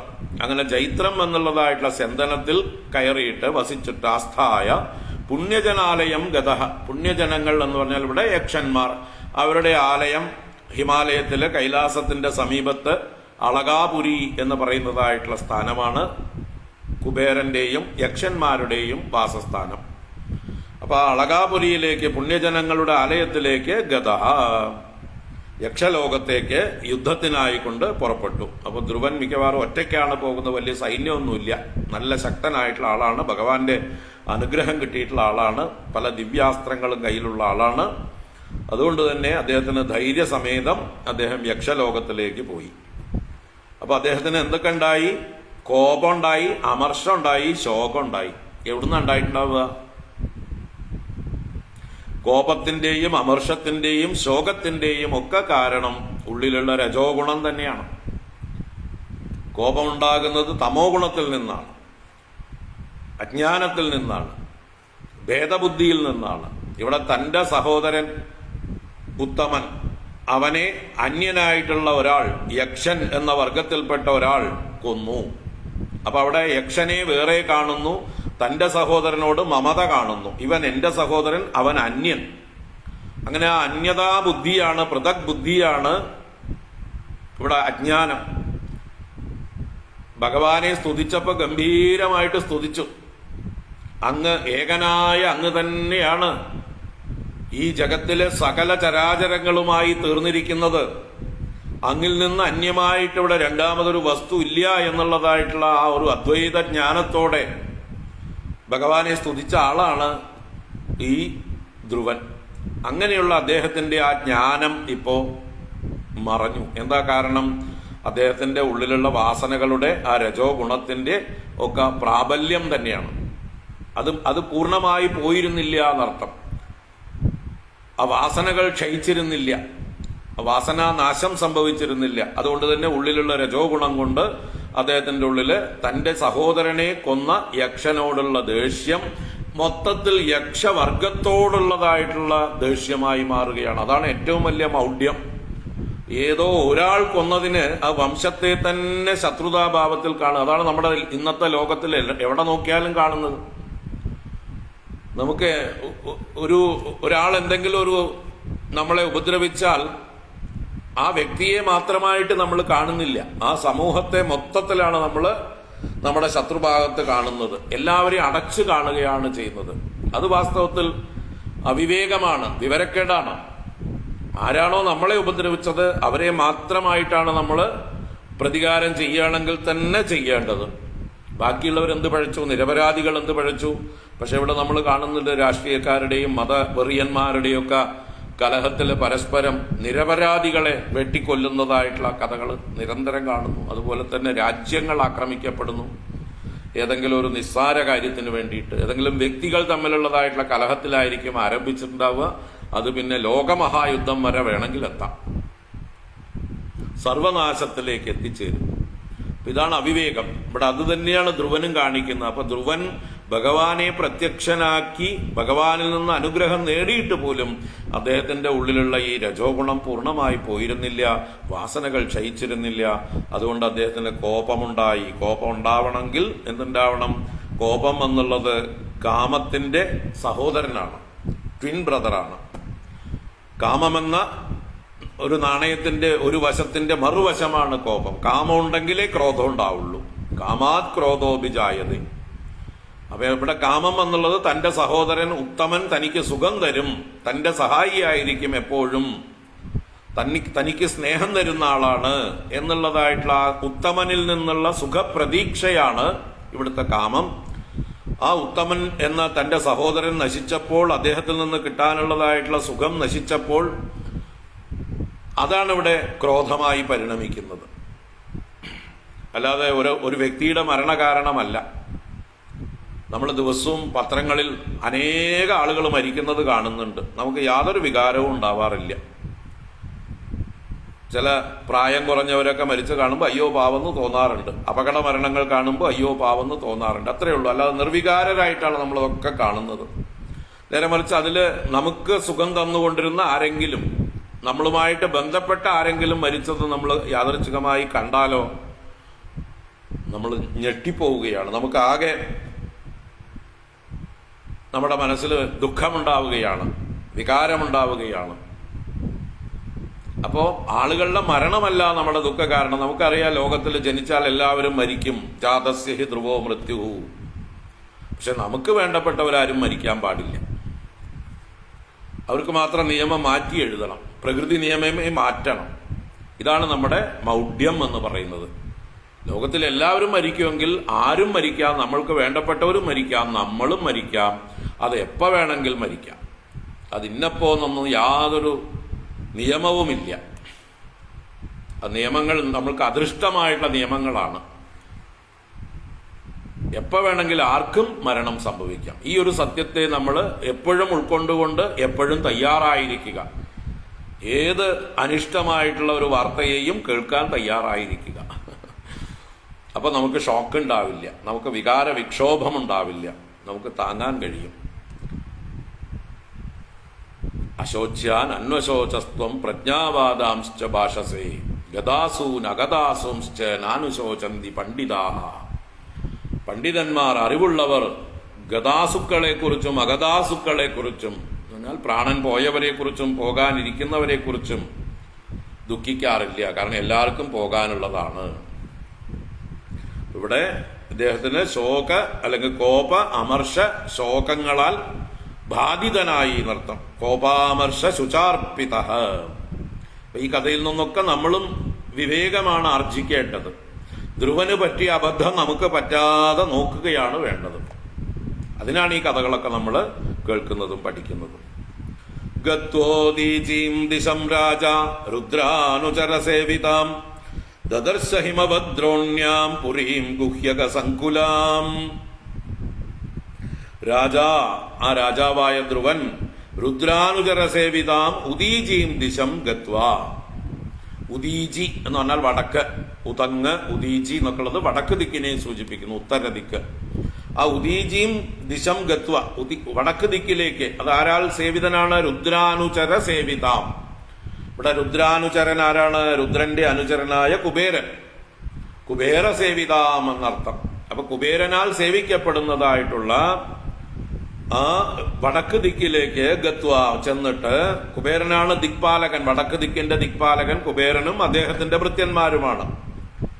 അവിടേക്ക് ചെന്നിട്ട് ഹിമഭദ്രോണ്യ ഗുഹ്യക സങ്കുലാം പുരീം ദദർശ. ഹിമഭദ്രോണ്യ, ആ ഹിമവാന്റെ ദ്രോണിയിൽ, ദ്രോണി എന്നാൽ താഴ്വര, താഴ്ന്ന ഭാഗം. ആ ഹിമവാന്റെ താഴ്വാരത്തിൽ ഗുഹ്യക സങ്കുലാം പുരീം. ഗുഹ്യകന്മാരെന്നാൽ യക്ഷന്മാർ തന്നെയാണ്. അവരെ കൊണ്ട് നിറഞ്ഞത് സങ്കുലമായിട്ടുള്ള പുരിയെ, ആ പട്ടണത്തെ, അളകാപുരി എന്ന പുരിയെ ദദർശ കണ്ടു. ഗത്വോദീചീം ദിശം രാജാ രുദ്രാനുചര സേവിതാം ദദർശ ഹിമഭദ്രോണ്യാം പുരീം ഗുഹ്യക സങ്കുലാം. അളകാപുരിയിൽ യക്ഷന്മാരാൽ നിറഞ്ഞതായിട്ടുള്ള ആ കുബേരന്റെ പുരിയെ കണ്ടു. ദദ്മൗ ശംഖം ബൃഹദ്ബാഹു ഖം ദിശശ്ചാനുനാദയൻ യേനോദ്വിഗ്നദൃശക്ഷത്തഃ ഉപദേവ്യോത്ര സൻഭൃശം. ആ ബൃഹദ്ബാഹു ക്ഷത്രിയ വീരനാണ്. വലിയ കൈകളുണ്ടാവും. ക്ഷത്രിയന്റെ ലക്ഷണമാണ് ദീർഘബാഹുക്കൾ. കൈമുട്ട് അല്ല കാൽമുട്ട് വരെ നീണ്ടിരിക്കുന്നതായിട്ടുള്ള വലിയ കൈകൾ. എന്തിനാണത്? രക്ഷയ്ക്ക് ശക്തി ഉണ്ടായിരിക്കണം. പ്രജകളെയൊക്കെ രക്ഷിക്കുവാനുള്ള ശക്തി സൂചിപ്പിക്കുന്നു. അപ്പൊ ക്ഷത്രിയ ലക്ഷണം ബൃഹദ്ബാഹു. ഭഗവാൻ വിരാട് പുരുഷന്റെ കൈകളിൽ നിന്ന് തന്നെയാണ് ക്ഷത്രിയന്മാരുണ്ടായത്. മുഖത്തുനിന്ന് അഥവാ ശിരസിൽ നിന്ന് ബ്രാഹ്മണരുണ്ടായപ്പോൾ വിരാട് പുരുഷൻ വിഷ്ണുവിന്റെ കൈകളിൽ നിന്നുണ്ടായവരാണ് ക്ഷത്രിയന്മാർ. അപ്പൊ അവർക്ക് കൈകൾ നല്ലോണം ദീർഘമായിരിക്കും. ഊരുക്കളിൽ നിന്നുണ്ടായവരാണ് വൈശ്യന്മാർ. അപ്പൊ അവർക്ക് ഊരുക്കൾ നല്ല വണ്ണം ഉണ്ടാവും.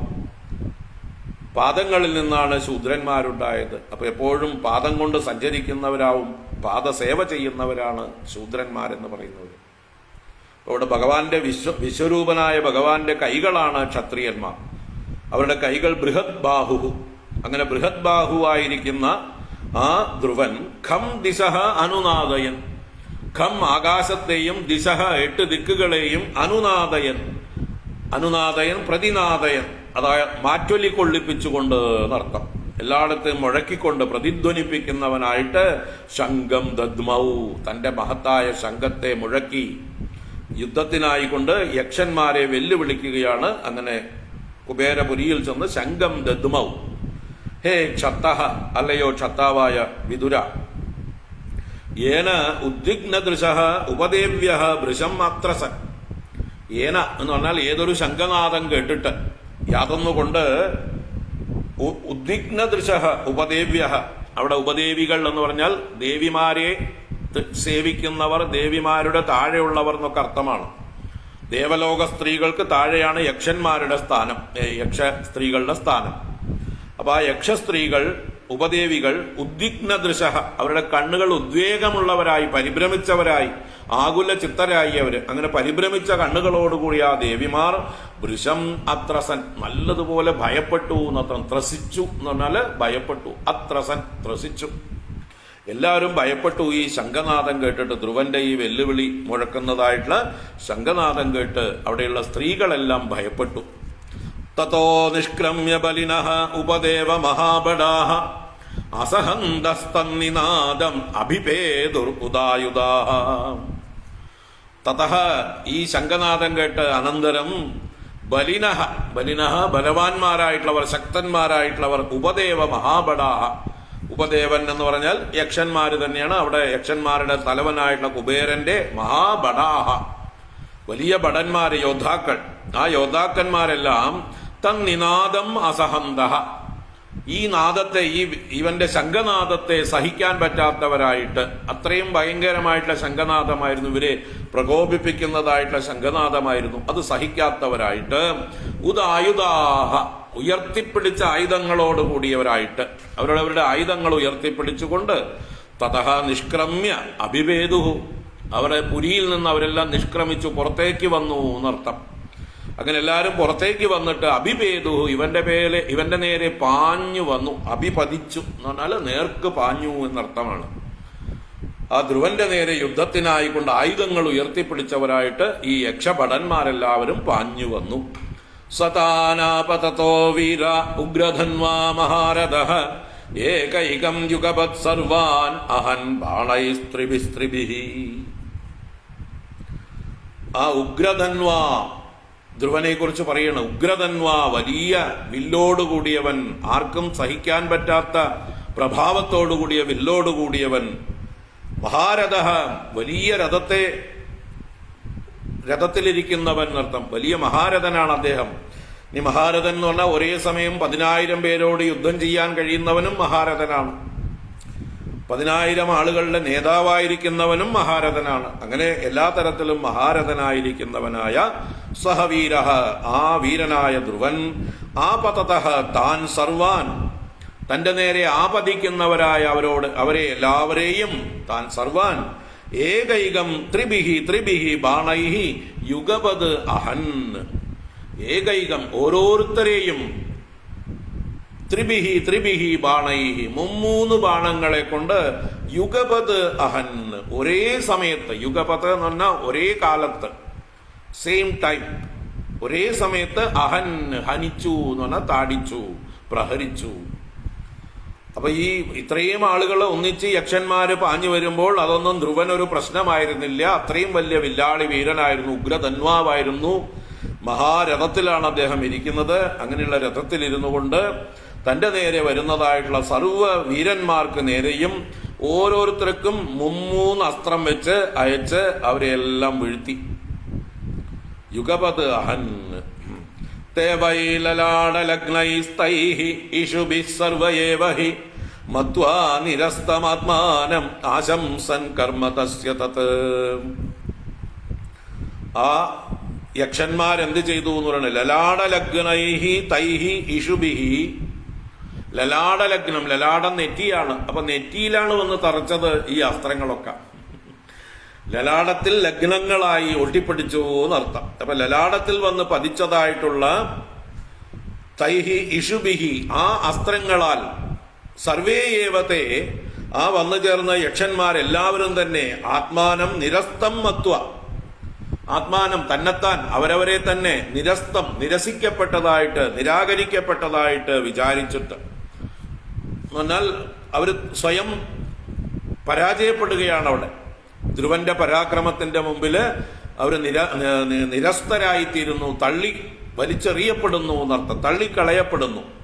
അങ്ങനെ വിചാരിച്ചിട്ട് തസ്യത കർമ്മ ആശംസൻ, അവന്റെ ആ ഒരു മഹാപരാക്രമ കർമ്മത്തെ ആശംസൻ, ആശംസൻ എന്ന് പറഞ്ഞാൽ ഇവിടെ പ്രശംസിച്ചു എന്ന് തന്നെയാണ്. ശംസ് എന്നുള്ള ധാതുവില് ആ എന്നുള്ള ഉപസർഗം ചേർത്തു. മറ്റത് പ്ര എന്ന് ചേർത്താൽ പ്രശംസയായി, ഇവിടെ ആ എന്ന് ചേർത്താൽ ആശംസയായി. ഇവിടെ പ്രശംസ എന്നുള്ള അർത്ഥത്തിൽ തന്നെയാണ് ആശംസ. ആസമന്താത് ശംസിച്ചു, നന്നായി, എല്ലാവരും നന്നായി പ്രശംസിച്ചു എന്ന് തന്നെയാണ് അർത്ഥം. എല്ലാവർക്കും ഇദ്ദേഹത്തിന്റെ ഈ പരാക്രമം പ്രശംസയ്ക്ക് പാത്രമായി തീർന്നു എന്നർത്ഥം. ആർക്കും ഇദ്ദേഹത്തെ എതിരിടാൻ കഴിഞ്ഞില്ല. എല്ലാവരും പുറപ്പെട്ടു വരുമ്പോഴേക്കും തന്നെ അവരുടെ നെറ്റിയിലൊക്കെ വന്ന് 3 അസ്ത്രങ്ങൾ തറച്ച് അവർ പരാജിതരായി കഴിഞ്ഞു. ദേവൈലലാടലഗ്നൈസ്തൈഹി ഇഷുഭിഃ സർവയേവഹി മത്വാ നിരസ്തമാത്മാനം ആശംസൻ കർമ്മ തസ്യ തത് തേപി ചാമും അമൃഷ്യന്തഃ പാദസ്പർശം ഇവോരഗാഃ ശരൈരവിദ്യൻ യുഗപത് ദ്വിഗുണം പ്രചികീർഷവഃ.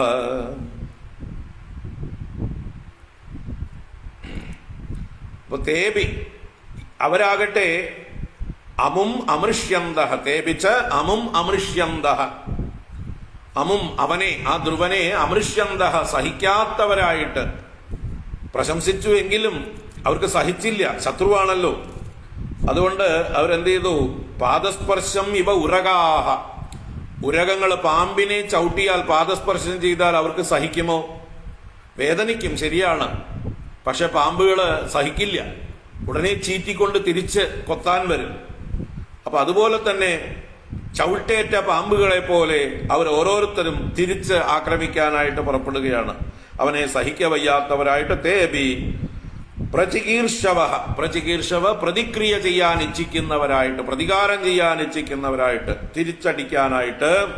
ദ്വിഗുണം ശരൈഹി യുഗപത് അവദ്യൻ, ദ്വിഗുണം ശരൈഹി, ഇരട്ടിയായിട്ടുള്ള ശരങ്ങളെ കൊണ്ട്, എന്ന് വെച്ചാൽ അവൻ 3 ശരങ്ങളെ കൊണ്ട് ഓരോരുത്തരെയും എയ്തുവെങ്കിൽ ഓരോരുത്തരും 6 ശരങ്ങളെ കൊണ്ട് ധ്രുവനെ തിരിച്ചടിച്ചിട്ടുണ്ടാവും. അങ്ങനെ 6 ശരങ്ങളെ കൊണ്ട് യുഗപത്, ഒരേ സമയം എല്ലാവരും ഒന്നിച്ച് അവദ്യൻ, അവന്റെ നേരെ അവനെ മുറിപ്പെടുത്തുന്ന മാതിരി പ്രയോഗിച്ചു എന്നർത്ഥം.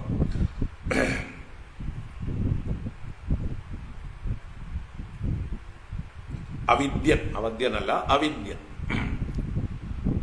വേദിക്കുക, വേദിക്കുക എന്ന് പറഞ്ഞാൽ മുറിവേൽപ്പിക്കുക എന്നാണ്. അപ്പൊ മുറിച്ചു, മുറിവേൽപ്പിച്ചു. അവിദ്യൻ യുഗപത് ദ്വിഗുണം പ്രചികീർഷവ, ഇരട്ടിയായിട്ട് പ്രതിക്രിയ ചെയ്യാൻ ആഗ്രഹിച്ചിട്ട് അവരെല്ലാം തിരിച്ചടിച്ചു. തേപിചാമും അമൃഷ്യന്തഃ പാദസ്പർശമിവോരഗാഃ ശരൈരവിദ്യൻ യുഗപത് ദ്വിഗുണം പ്രചികീർഷവഃ തതഃ പരിഗനിസ്ത്രിംശൈഃ പാശശൂലപരശ്വതൈഃ ശക്തിഋഷ്ടിഭിർഭുഷുണ്ഡീഭിഃ ചിത്രയാജൈഃ ശരൈരപി അഭ്യവർഷൻ പ്രകുപിതാഃ സരദം സഹസാരഥിം ഇച്ഛന്തസ്തൽ പ്രതീകർത്തും അയുതാനാം ത്രയോദശ.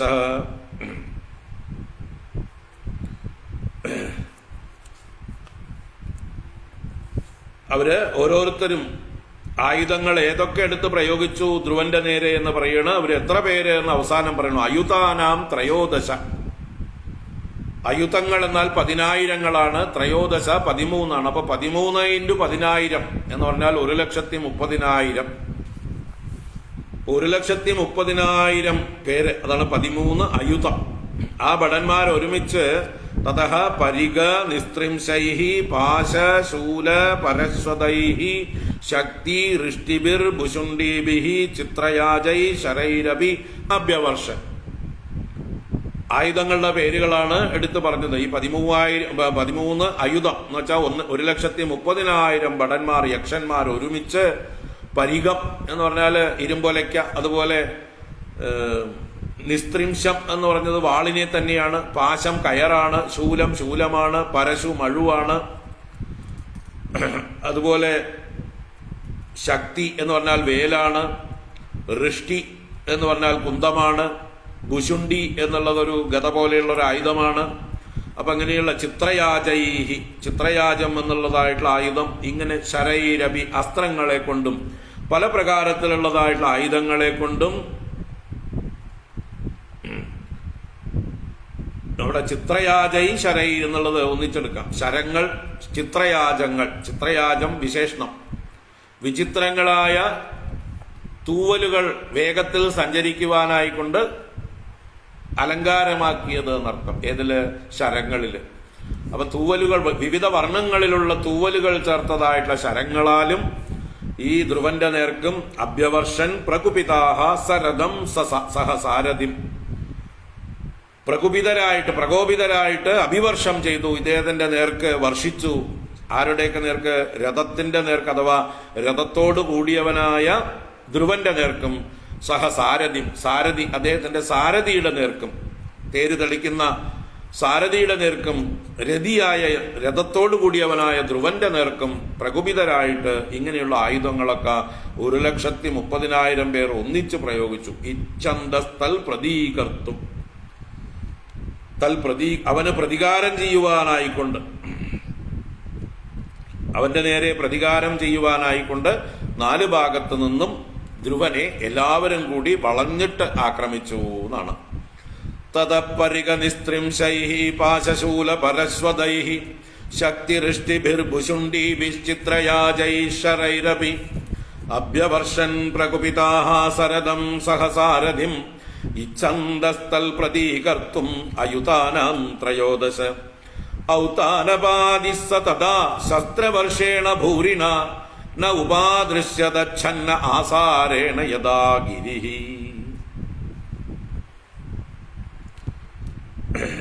ഇവിടെ ധ്രുവന് ഈ പറഞ്ഞ ആയുധങ്ങളെ കൊണ്ടൊന്നും ഒരു തരത്തിലുള്ളതായിട്ടുള്ള പീഡയും ഉണ്ടായില്ല എന്നാണ് ഇവിടെ പറയുന്നത്. ഉത്താനപാദന്റെ പുത്രൻ, ഉത്താനപാദ പുത്രനായ ധ്രുവൻ സഹ തഥാ അപ്പോൾ ഭൂരിണ ശസ്ത്രവർഷേണ ഛന്നഃ, ഇവരുടെ വർദ്ധിച്ചതായിട്ടുള്ള ശസ്ത്രവർഷങ്ങളെ കൊണ്ട്, അവർ കൈവിട്ട് പ്രയോഗിച്ചതായിട്ടുള്ള ആയുധങ്ങളെ കൊണ്ട് ഛന്നനായി. ഛന്നൻ എന്ന് പറഞ്ഞാലോ മൂടി, എല്ലാവരുടെ ആയുധങ്ങളും വന്ന് ധ്രുവന്റെ നേർക്ക് വന്ന് പതിക്കുകയാണ്, ഛന്നമാവുകയാണ്, ധ്രുവനെ കാണാതെ ആവുകയാണ്. അത് ഏതുപോലെ തോന്നി? ആസാരേണ യഥാ ഗിരിഹി ന ഉപാദൃശ്യത. ആസാരം എന്ന് പറഞ്ഞാല് മഴ, നിരന്തരമായ മേഘവർഷം. ആ നല്ലോണം മഴ പെയ്യുമ്പോൾ പർവ്വതം കാണാതെയാവും. പർവ്വതത്തിൽ മഴ പെയ്യണമെങ്കിൽ, നല്ല ശക്തമായിട്ടുള്ള മഴയാണെങ്കിൽ പർവ്വതം കണ്ണിന് ദൃഷ്ടി പെടില്ല. നമുക്ക് ആ മഴയുടെ തുള്ളികൾ മാത്രം കാണുള്ളൂ. അത് ഘനീഭവിച്ച് എല്ലാം കൂടി ഒന്നിച്ച് പെയ്യുമ്പോൾ പർവ്വതം നമുക്ക് കണ്ണിൽ പെടാതെയാവും. അതുപോലെ ധ്രുവനെ ഇവിടെ പർവ്വതത്തോട് ഉപമിച്ചിട്ട് ആ പർവ്വതം പോലെ നിൽക്കുന്ന ധ്രുവന്റെ മുകളിൽ വന്ന് ഇവരുടെ ആയുധങ്ങൾ മറഞ്ഞ് ധ്രുവനെ കാണാതെയാവുകയാണ്. എന്ന് പറഞ്ഞാൽ എത്ര മഴ പെയ്താലും പർവ്വതങ്ങൾക്കൊരു കുലുക്കമൊന്നും ഉണ്ടാവാൻ പോകുന്നില്ല. പർവ്വതങ്ങൾ ക്ഷീണിക്കാൻ പോകുന്നില്ല. പർവ്വതങ്ങൾ ഒലിച്ചു പോകാൻ പോകുന്നില്ല. അതുപോലെ തന്നെ ഇവിടെ ഇവരുടെ ആയുധങ്ങളൊക്കെ ധ്രുവനെ വന്ന് മൂടിയിട്ടും അതിനാലൊന്നും ധ്രുവൻ ബാധിക്കപ്പെടുന്നില്ല എന്നുള്ള ഒരു സൂചനയാണ് പർവ്വതത്തോട് ധ്രുവനെ ഉപമിച്ചതുകൊണ്ട്. പർവ്വതത്തിൽ മഴ പെയ്യും പോലെ ധ്രുവന്റെ നേർക്ക് ഈ ആയുധങ്ങളെല്ലാം വന്ന് വർഷിച്ചു. ഔതാനപാദിസ്സ തദാ ശസ്ത്രവർഷേണ ഭൂരിണാ ന ഉപാദൃശ്യത. അദ്ദേഹത്തെ ആർക്കും കാണാൻ കഴിഞ്ഞില്ല എന്നാണ്. ആയുധങ്ങളെ കൊണ്ട് മൂടിയിട്ട് ഛന്നനായി ആസാരേണ യഥാ ഗിരിഹി, വർഷം കൊണ്ട് പർവ്വതം കാണാതാവും പോലെ. ഹാഹാകാരസ്തദൈവാസീത സിദ്ധാനാം ദിവി പശ്യതാം ഹതോയം മാനവ സൂര്യോ മഗ്നഃ പുണ്യജനാർണവേ. ഈ ആകാശത്തും മറ്റുമൊക്കെ സിദ്ധന്മാരും മറ്റും ഈ യുദ്ധം കണ്ടുകൊണ്ട് നിൽപ്പുണ്ട്. ദേവവർഗത്തിൽപ്പെട്ടവരൊക്കെ യുദ്ധം കണ്ടുകൊണ്ട് നിൽപ്പുണ്ട്. അവര് പറയുന്നതാണ്, ഹാഹാകാരഃ തഥാ ഏവ ആസീത് സിദ്ധാനാം ദിവി പശ്യത. ദിവി ആകാശത്തിൽ പശ്യതാം നോക്കി നിൽക്കുന്നവരായ സിദ്ധാനാം സിദ്ധന്മാരുടെ ഹാഹാകാരഃ ഹാ ഹാ ഹാ കഷ്ടം കഷ്ടം കഷ്ടം. ആ മനുവിന്റെ പേരക്കുട്ടി ഉത്താനപാദന്റെ പുത്രൻ പാവം ഒറ്റയ്ക്കാണല്ലോ, ഈ യക്ഷന്മാരുടെ എല്ലാം ആക്രമണത്തിൽ അവനെ കാണാതായല്ലോ, എല്ലാവരുടെയും ആയുധവർഷത്താൽ അവൻ മൂടപ്പെട്ടിരിക്കുന്നുവല്ലോ എന്നുള്ളതായിട്ടുള്ള ഒരു ഹാഹാ ഹാഹാ കഷ്ടം എന്നുള്ളതായിട്ടുള്ള ശബ്ദം ആ ആകാശത്ത് നിന്ന് നോക്കി നിൽക്കുന്ന സിദ്ധന്മാരുടെ ശബ്ദം തഥായേവ ആസീത്, അപ്പൊ തന്നെ അവിടെ ഉണ്ടായി. അവരെന്താ പറയുന്നത് പിന്നെയും? ഹതോയം മാനവഃ സൂര്യഃ മഗ്നഃ പുണ്യജനാർണവേ.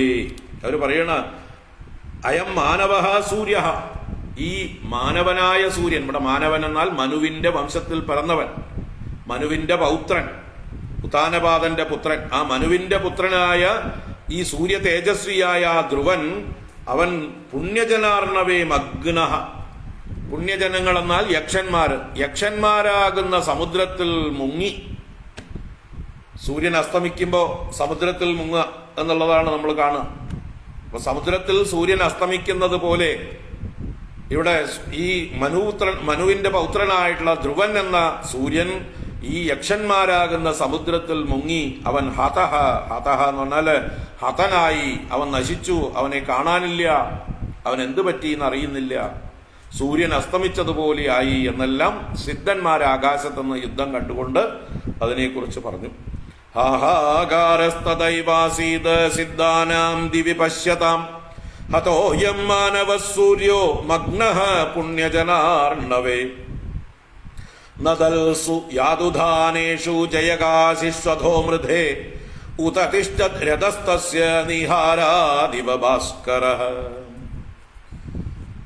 ഇങ്ങനെ യാതുദാനേഷു നദൽസു, യാതുദാനന്മാരെന്നാൽ രാക്ഷസന്മാര് യക്ഷന്മാരൊക്കെ തന്നെ, യക്ഷരക്ഷസുകൾ എന്ന് പറയും. അപ്പൊ ഇവരെല്ലാവരും നദൽസു നിലവിളിച്ചുകൊണ്ടിരിക്കെ, നാദം ചെയ്തുകൊണ്ടിരിക്കെ അവര് വിജയം ഘോഷിക്കുകയാണ്.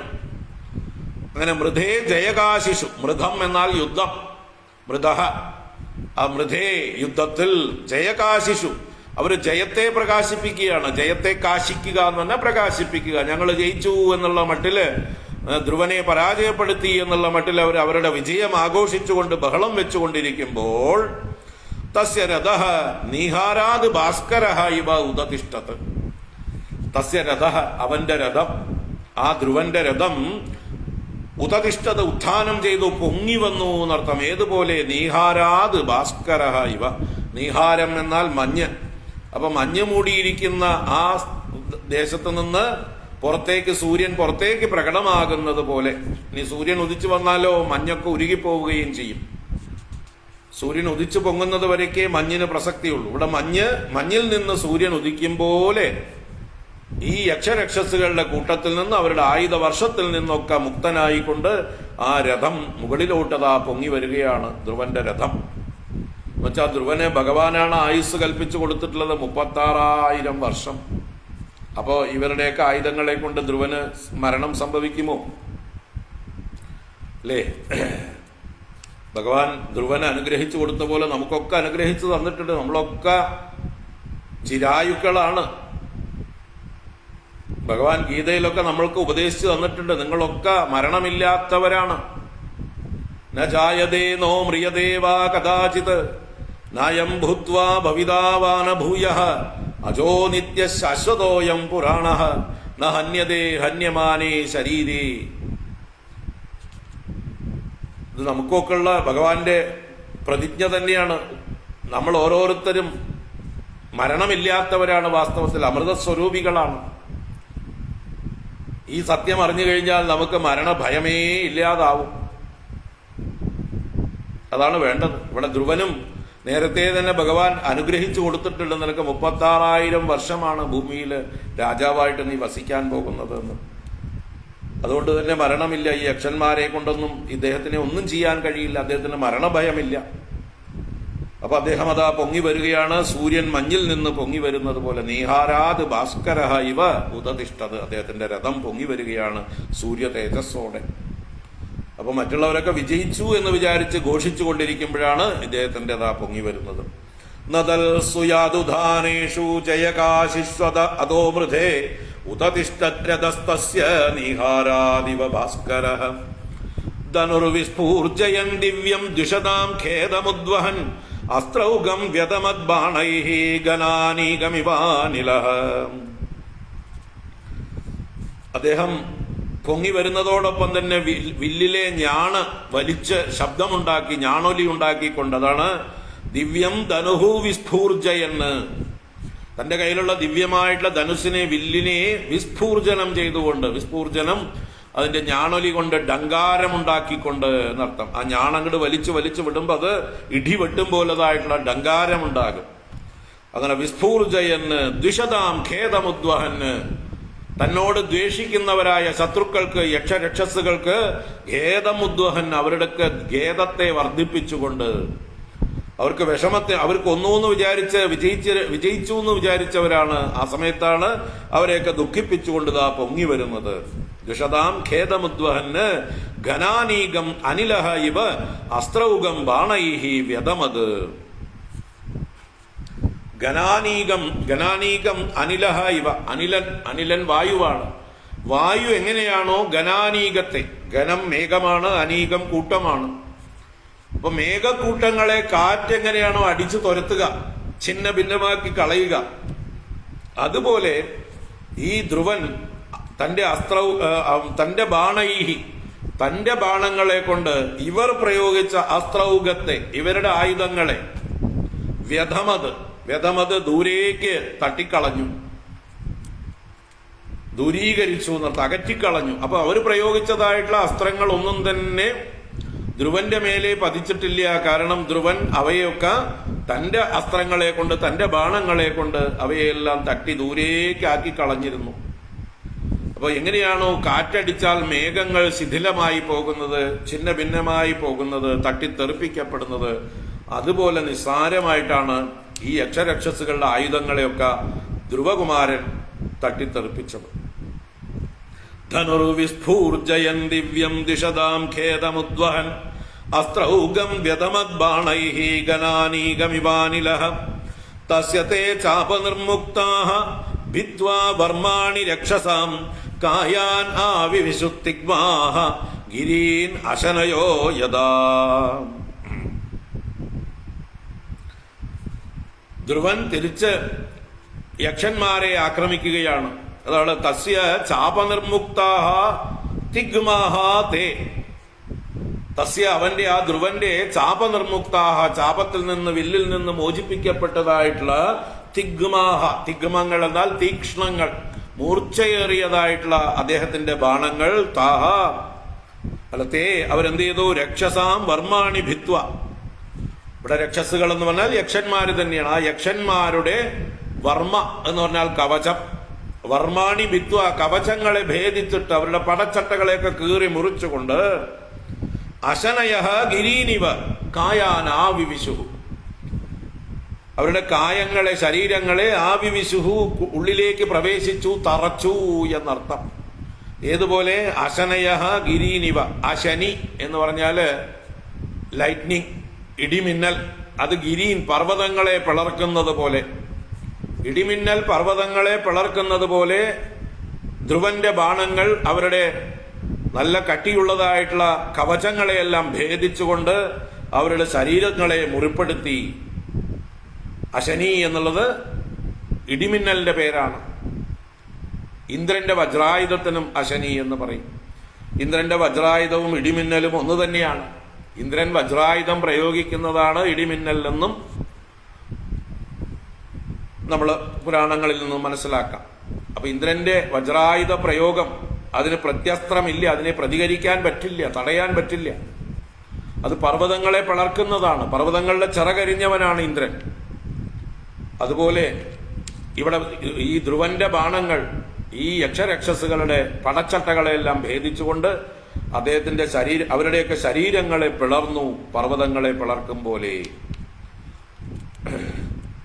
തസ്യ തേ ചാപനിർമുക്താഃ ഭിത്വാ വർമാണി രക്ഷസാം കായാൻ ആവിവിശുത്തിഗ്മാഃ ഗിരീൻ അശനയോ യദാ ഭല്ലൈഃ സംഛിദ്യമാനാനാം ശിരോഭിശ്ചാരുകുണ്ഡലൈഃ ഊരുഭിർ ഹേമതാലാഭിഃ ദോർഭിർവലയവൽഗുഭിഃ ഹാരകേയൂരമുകുടൈഃ ഉഷ്ണീഷൈശ്ച മഹാദനൈഃ ആസ്ത്രിതാസ്താരണഭുവോ രേജുർവീരമനോഹരാഃ. ആ രണഭുവഃ എന്ന് പറഞ്ഞാൽ രണഭൂമി, യുദ്ധക്കളം. അത് രേജുഹു എന്ന് പറഞ്ഞാൽ രാജിച്ചു, വിരാജിച്ചു, ശോഭിച്ചു. എങ്ങനെയായിട്ട്? വീരമനോഹരാഹ, വീരന്മാരുടെ മനസ്സിനെ ഹരിക്കുന്നതായിട്ട്. വീരന്മാർക്കൊക്കെ സന്തോഷമുണ്ടാവുക യുദ്ധഭൂമിയില് ഇതൊക്കെ കാണുമ്പോഴാണ്. ഏതൊക്കെ കാണുമ്പോ? ഈ ആയുധങ്ങൾ ഇങ്ങനെ മുറിഞ്ഞു കിടക്കുന്നതും, ആളുകളുടെ കയ്യും കാലും ഒക്കെ അറ്റ് കിടക്കുന്നതും, കഴുത്തറ്റ് കിടക്കുന്നതും, അങ്ങനെ പലതരത്തില് ആളുകളുടെ ആഭരണങ്ങളൊക്കെ വീണ് കിടക്കുന്നതും, രഥങ്ങൾ മുറിഞ്ഞു കിടക്കുന്നതും, കുതിരകൾ വീണ് കിടക്കുന്നതും, ആനകൾ വീണ് കിടക്കുന്നതും, കാലാളുകൾ വീണ് കിടക്കുന്നത്, ഇതൊക്കെ കാണുന്നത് വീരന്മാർക്ക് ഹരമുണ്ടാക്കുന്നതാണ്, ഉത്തേജനമുണ്ടാക്കുന്നതാണ്. കാണുന്തോറും അവർക്ക് ഉന്മാദം വർദ്ധിക്കും, അവർക്ക് ആവേശം വർദ്ധിക്കും. അതാണ് വീരമനോഹരാഹ, വീരന്മാരുടെ മനസ്സിനെ ഹരം കൊള്ളിക്കുന്നതാണ് യുദ്ധരംഗത്തിൽ കാണുന്ന ഇതുപോലെയുള്ള രംഗങ്ങൾ. അതാണ്. അപ്പൊ അവിടെ എന്തൊക്കെ ഉണ്ടായി എന്നാ പറയണത്? ബല്ലൈഹി സംഛിദ്യമാനാനാം ശിരോഭിഹി ചാരുകുണ്ഡലൈഹി. ഭല്ലങ്ങൾ എന്ന് പറഞ്ഞാൽ ഈട്ടി എന്നൊക്കെ പറയുന്നതായിട്ട് ചില ആയുധങ്ങളാണ്. ആ ആയുധങ്ങളെ കൊണ്ട് സംഛിദ്യമാനാനം, ഛേദിക്കപ്പെടുന്നവരുടെ ചാരുകുണ്ഡലൈഹി ശിരോഭിഹി, അവരുടെ ശിരസ്സുകൾ വീണ് കിടപ്പുണ്ട്, ഉരുണ്ട് കളിക്കുന്നുണ്ട് അവിടെ ഭൂമിയിൽ, യുദ്ധഭൂമിയിൽ. എങ്ങനെയുള്ളത്? നല്ല മനോഹരമായിട്ടുള്ള കുണ്ടലങ്ങൾ കൊണ്ട് അലങ്കരിച്ചത്, ശിരസ്സും കുണ്ടലങ്ങളുമായിട്ട് ഇങ്ങനെ ഉരുണ്ട് കളിക്കുന്നുണ്ട്. അത് കാണുന്നത് ജീവൻ തുടിക്കുന്നതാണ്. ഇപ്പൊ വീണതാണ്, രക്തം അവരുടെ കഴുത്തിൽ നിന്ന് ഒലിക്കുന്നതാണ്. അപ്പൊ അങ്ങനെയുള്ളതൊക്കെ കാണുമ്പോൾ വീരന്മാർക്ക് എന്തെന്നില്ലാത്ത ഹരമാണെന്ന് പറയാം. ബല്ലൈഹി സംഛിദ്യമാനാനാം ചാരു കുണ്ടലൈഹി ശിരോഭിഹി, മനോഹരമായ കുണ്ടലങ്ങൾ അണിഞ്ഞതായിട്ടുള്ള ശിരസ്സുകൾ കൊണ്ടും, ഹേമതാലാഭിഹി ഊരുഭിഹി. ഹേമതാല എന്ന് പറഞ്ഞാൽ ഹേമതാലം സ്വർണം, സ്വർണം കൊണ്ടുള്ള താലവൃക്ഷം എന്ന് പറഞ്ഞാൽ പനയൊക്കെ പോലെ. അപ്പൊ സ്വർണമയമായിട്ടുള്ള പനവൃക്ഷങ്ങൾ പോലെയുള്ള ഊരുഭിഹി, തുടകള്, വലിയ വലിയ രക്ഷസുകളുടെയൊക്കെ തുടകള്, അല്ലെങ്കിൽ ഇവര് കയ്യിൽ ആയുധമായി ഉപയോഗിച്ചതായിട്ടുള്ള താലവൃക്ഷങ്ങളൊക്കെ വീണ് കിടപ്പുണ്ട്, അവരുടെ തുടകൾ മുറിഞ്ഞു കിടപ്പുണ്ട്. വലയവൽഗുഭിഹി ദോർഭിഹി, ദോർഭിഹി ദോർകൾ എന്ന് പറഞ്ഞാൽ കൈകൾ. അപ്പൊ കൈകളുണ്ട്. എങ്ങനെയുള്ളത്?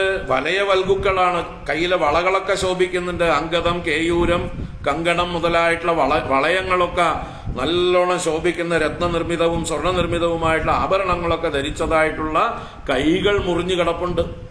മഹാദനൈഹി ഹാരകേയൂര മകുടൈഹി ഉഷ്ണീഷൈഹി ആസ്ത്രുതാഹ. മഹാദനൈഹി, വിലമതിക്കാനാവാത്തതായിട്ടുള്ള ഹാരം, കേയൂരം, മകുടങ്ങൾ. ഹാരങ്ങൾ മുത്തുമാലകളാണ്, കേയൂരങ്ങൾ തോൾവളകളാണ്, മുകുടങ്ങൾ കിരീടങ്ങളാണ്. ഉഷ്ണീഷങ്ങൾ എന്ന് പറഞ്ഞാൽ തലപ്പാവുകൾ, തലക്കെട്ടുകൾ എന്നൊക്കെ അർത്ഥം.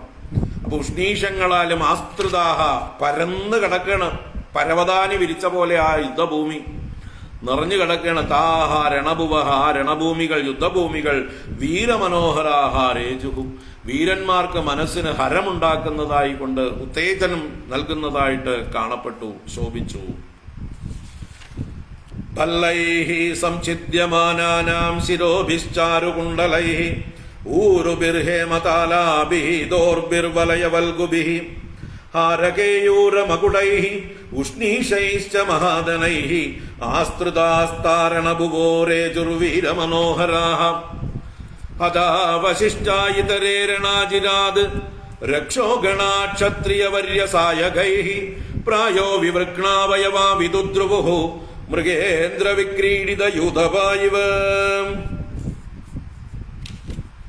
ഹതാവശിഷ്ടായിതരേ രണാജിരാത് രക്ഷോഗണാക്ഷത്രിയവര്യസായകൈഃ പ്രായോ വിവൃക്ണാവയവാ വിദുദ്രുവുഃ മൃഗേന്ദ്രവിക്രീഡിതയൂഥപായിവ.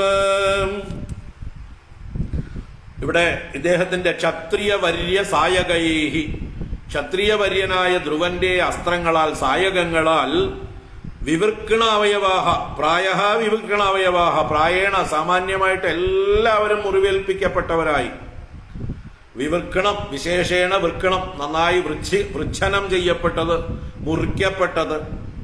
ആ മുറിക്കപ്പെട്ടതായിട്ടുള്ള അവയവങ്ങളോടുകൂടി അംഗവൈകല്യങ്ങളോടുകൂടിയിട്ട് ഹത അവശിഷ്ടാഹ ഹനിക്കപ്പെട്ടവരിൽ അവശേഷിച്ചവർ എന്ന് പറഞ്ഞാൽ കൊല്ലപ്പെട്ടവരിൽ ബാക്കിയായവർ, വൈകല്യങ്ങളോട് കൂടിയവർ, അങ്ങനെയുള്ളവര് ആ രക്ഷോഗണാഹ യക്ഷന്മാരും രക്ഷസുകളും മൃഗേന്ദ്ര വിക്രീഡിത യൂതപാഹ ഇവ രണാജിരാത് വിദുദ്രുവുഹു. രണാജിരാത് രണഭൂമിയിൽ നിന്ന് യുദ്ധഭൂമിയിൽ നിന്ന് വിദുദ്രുവുഹു വിശേഷേണ ദ്രവിച്ചു, ഓടിപ്പോയി എന്നർത്ഥം. പാഞ്ഞുപോയി, പ്രാണനും കൊണ്ട് ഓടി. ഏതുപോലെ? മൃഗേന്ദ്ര വിക്രീഡിത യൂതപാഹ ഇവ. മൃഗേന്ദ്രൻ സിംഹമാണ്. ആ സിംഹത്തിൻ്റോട് കളിച്ചാൽ ആനകൾ ജയിക്കുമോ? എത്ര വലിയ ആനക്കൂട്ടമാണെങ്കിലും ആ സിംഹങ്ങളുടെ നേരെ പരാജയപ്പെടുകയുള്ളൂ. ആ സിംഹങ്ങളുടെ പരാക്രമം ആനയുടെ മസ്തകത്തിൽ കയറി മസ്തകങ്ങളെ തച്ച് തകർക്കും, കടിച്ച് പൊളിക്കും. അപ്പൊ അങ്ങനെ സിംഹങ്ങളാൽ ആക്രമിക്കപ്പെട്ട അല്ലെങ്കിൽ സിംഹത്താൽ ആക്രമിക്കപ്പെട്ട ആനകളെ പോലെ, ഗജേന്ദ്രന്മാരെ പോലെ ഈ രക്ഷസുകളെല്ലാം ഈ ധ്രുവനാകുന്ന സിംഹത്താൽ ആക്രമിക്കപ്പെട്ട് അംഗവൈകല്യങ്ങളോടുകൂടി പ്രാണൻ ബാക്കിയായവരൊക്കെ അവിടുന്ന് വിദുദ്രുവുഹു വിശേഷേണ ദ്രവിച്ചുപോയി, ഓടിപ്പോയി, പ്രാണനും കൊണ്ട് പാഞ്ഞുപോയി എന്നർത്ഥം. ഹതാവശിഷ്ടായിതരേ രണാജിരാത് രക്ഷോഗണാ ക്ഷത്രിയവർയസായകൈഃ പ്രായോ വിവൃക്കണാവയവാ വിദുദ്രുവുഹു മൃഗേന്ദ്ര വിക്രീഡിതയൂതപായിവ അപശ്യമാനസ്സ തദാ തഥായിനം മഹാമൃതേ കഞ്ചന മാനവോത്തമഃ പുരീം ദിദൃക്ഷന്നഭിനാവിശദ്വിഷാം ന മായിനാം വേദ ചികീർഷിതം ജനഃ ഇതി ബ്രുവൻ ചിത്രരഥസ്വസാരഥിം യത്തഃ പരേഷാം പ്രതിയോഗശങ്കിതഃ സുസ്രാവ ശബ്ദം ജലധേരിവേരിതം നഭസ്വതോ ദിക്ഷുരചോന്വദൃശ്യത. ഇപ്പൊ യക്ഷരക്ഷസുകളെല്ലാം പ്രാണനും കൊണ്ട് കുബേരപുരിയിലേക്ക് തന്നെ മടങ്ങി അവിടെ അഭയം പ്രാപിക്കുകയാണ്. ജീവനും കൊണ്ട് പാഞ്ഞു. അപ്പൊ ധ്രുവൻ എന്ത് ചെയ്യണു? അവരുടെ പുറകെ ചെന്ന് അവരുടെ പുരിയെ തന്നെ, അവരുടെ വാസസ്ഥാനത്തെ തന്നെ ആക്രമിക്കാൻ പോവുകയാണ്. അതാണ് തഥാ സഹ മാനവോത്തമഃ. അപ്പോൾ ഇവരെല്ലാം പരാജയപ്പെട്ട് ഓടിയതായിട്ടുള്ള സമയത്ത് ആ മാനവോത്തമൻ, മനുവിന്റെ വംശത്തിൽ പിറന്ന ധ്രുവൻ എന്ന കേമൻ മഹാമൃതേ, ആ മഹായുദ്ധത്തിൽ, മൃതം യുദ്ധമാണ്, മഹാമൃതേ മഹായുദ്ധത്തിൽ ആതതായിനം കഞ്ചന അപശ്യമാനഃ. കഞ്ചന ഒരുവനെ പോലും ആതതായിനം ആതതായിയായിട്ട് അപശ്യമാനഃ കാണാത്തവനായിട്ട് എന്ന് വെച്ചാലോ, ആയുധധാരിയായി തന്റെ നേരെ യുദ്ധത്തിനോ തന്നെ കൊല്ലാനോ വരുന്നവനെയാണ് ആതതായി എന്ന് പറയുന്നത്. ഇവിടെ ആതതായി ആയുധധാരിയായിട്ട് തന്റെ നേരെ പാഞ്ഞു വരാൻ ധൈര്യമുള്ള ഒരുവനെയും കാണാനില്ല. അപശ്യമാനഃ കഞ്ചന അപശ്യമാന. എല്ലാം പരാജയപ്പെട്ട് ഓടി, എല്ലാം പിന്തിരിഞ്ഞോടുകയാണ്, തന്റെ നേർക്ക് വരുന്നില്ല ആയുധപാണികളായിട്ട്. അങ്ങനെ ആതതായിനം കഞ്ചന അപശ്യമാനഃ ചിത്രരഥഃ. ഇവിടെ ഇദ്ദേഹത്തെ തന്നെ വിശേഷിപ്പിച്ചാണ് വിചിത്രമായ അലങ്കാരങ്ങളോടുകൂടിയ രഥത്തോടുകൂടിയവൻ ചിത്രരഥൻ. ആ ചിത്രരഥനായ ധ്രുവൻ പരേഷാം പ്രതിയോഗശങ്കിതഃ. എന്നാലും ഇവര് വീണ്ടും തിരിച്ചു വന്ന് തന്നെ ആക്രമിക്കും എന്ന് ശങ്കയോടുകൂടെ, പ്രതിയോഗശങ്കിതഃ, വീണ്ടും അവരുമായിട്ടുള്ള സമാഗമം ശങ്കിച്ചുകൊണ്ട്, ശത്രുക്കളുടെ സമാഗമം ശങ്കിച്ചുകൊണ്ട്, ആക്രമണത്തെ ശങ്കിക്കുന്നവനായിട്ട് യത്തഃ ദിശാം പുരീം ദിദൃക്ഷന്നപി ന ആവിശത്. യത്തഃ, യത്തഃ എന്ന് പറഞ്ഞാൽ യത്നം ചെയ്യുന്നവനായിട്ട് എന്ന് പറഞ്ഞാൽ പ്രയത്നം ചെയ്യുന്നവൻ, ജാഗ്രതയോടുകൂടിയവൻ എന്നൊക്കെ അർത്ഥമാണ്. നല്ല ജാഗ്രതയുള്ളവനായിട്ട്, സാവധാനനായിട്ട്, ദിശാപുരീം ദിദൃക്ഷന്നപി, ശത്രുക്കളുടെ പുരിയെ കാണുന്നുണ്ടെങ്കിലും, അളകാപുരിയെ കാണുന്നുണ്ട് എങ്കിലും ന ആവിശത്, ഉള്ളിലേക്ക് പ്രവേശിച്ചില്ല. കാരണം ഉള്ളിൽ പ്രവേശിച്ചാൽ അവരൊക്കെ കൂടി തന്നെ വളഞ്ഞിട്ട് ആക്രമിച്ചാലോ, ശത്രുക്കൾ തിരിച്ചടിച്ചാലോ, അതുകൊണ്ട് അവരുടെ മടയിലേക്ക് അങ്ങോട്ട് ചെല്ലാനുള്ള ആ ഒരു ഇതില്ല. കുറച്ച് ജാഗ്രതയോടുകൂടെ പുറത്തു നിൽക്കണം. ധൈര്യമില്ലാതെയല്ല, അബദ്ധം ചെയ്യരുതല്ലോ എന്ന് കരുതിയിട്ട്. സ്വയം നശിച്ചു പോകരുതല്ലോ, അബദ്ധത്തിൽ പെടരുതല്ലോ എന്ന് കരുതി ജാഗ്രതയോടുകൂടെ സാവധാനനായിട്ട് യത്തനായിട്ട് അദ്ദേഹം പുരിയിൽ പ്രവേശിക്കാതെ പുറത്തുനിന്ന് കാണുകയാണ്. അപ്പോൾ മായിനാം ചികീർഷിതം ജനഹ ന വേദ ഇതി സ്വസാരഥിം ബ്രുവൻ. അപ്പൊ പറയുന്നുണ്ട്, ധ്രുവൻ സ്വയം സാരഥിയോട് പറയുന്നുണ്ട്, ഭയം കൊണ്ടല്ല. എന്തുകൊണ്ടാണ് ഞാൻ ഉള്ളിലോട്ട് പോകാത്തത്? മായിനാം ചികീർഷിതം, മായാവികളാണ് ആ യക്ഷരക്ഷസുകളൊക്കെ. അപ്പൊ അവരുടെ ചികീർഷിതം, അവരുടെ നിശ്ചയം, അവരെന്താ ചെയ്യാൻ പോകുന്നത് എന്നുള്ള കാര്യം ജനഹ ന വേദ, സാധാരണക്കാരായിട്ടുള്ള നമുക്ക് അറിയില്ല. അവരുടെ മായ എന്തൊക്കെയാണ് ചെയ്യാൻ പോകുന്നതെന്ന് നമുക്കറിയില്ല, അവരുടെ കാവട്യങ്ങൾ അറിയില്ല. അപ്പൊ ചിലപ്പോൾ തോറ്റോടുന്നത് പോലെ അഭിനയിച്ചതാണെങ്കിലോ നമ്മളെ അവിടേക്ക് വലിച്ചോണ്ട് പോവാൻ, നമ്മൾ അവിടെ ചെന്ന് കഴിഞ്ഞാൽ എല്ലാവരും കൂടി വളഞ്ഞിട്ട് ആക്രമിച്ചാലോ, അപ്പൊ അവരുടെ ഇച്ഛ എന്താണെന്ന് അറിയില്ല. ഇതി സ്വസാരഥിം ബ്രുവൻ, ഇങ്ങനെ സ്വന്തം സാരഥിയോട് പറഞ്ഞുകൊണ്ട് ജലദേഹേ ഈരിതം ഇവ ശബ്ദം സുസ്രാവ.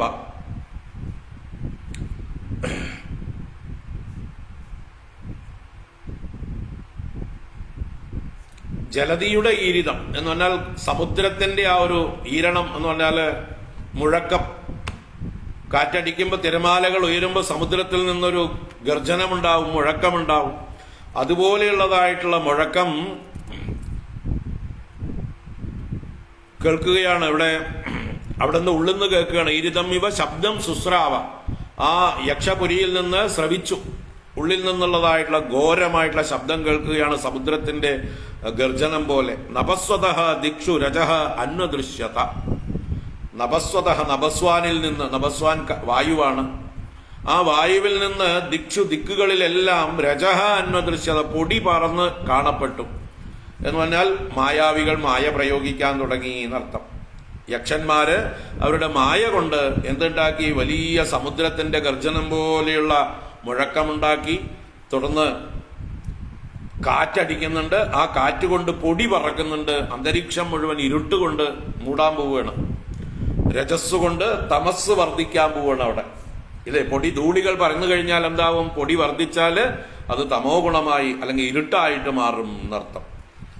അപ്പൊ അപശ്യമാനസതദാതതായിനം മഹാമൃതേ കഞ്ചന മാനവോത്തമഃ പുരീം ദിദൃക്ഷന്നപി നാവിശദ്വിഷാം നമായിനാം വേദ ചികീർഷിതം ജനഃ ഇതി ബ്രുവൻ ചിത്രരഥസ്വസാരഥിം യത്തഃ പരേഷാം പ്രതിയോഗശങ്കിതഃ സുസ്രാവ ശബ്ദം ജലധേരിവേരിതം നഭസ്വതോ ദിക്ഷു രജോന്വദൃശ്യത.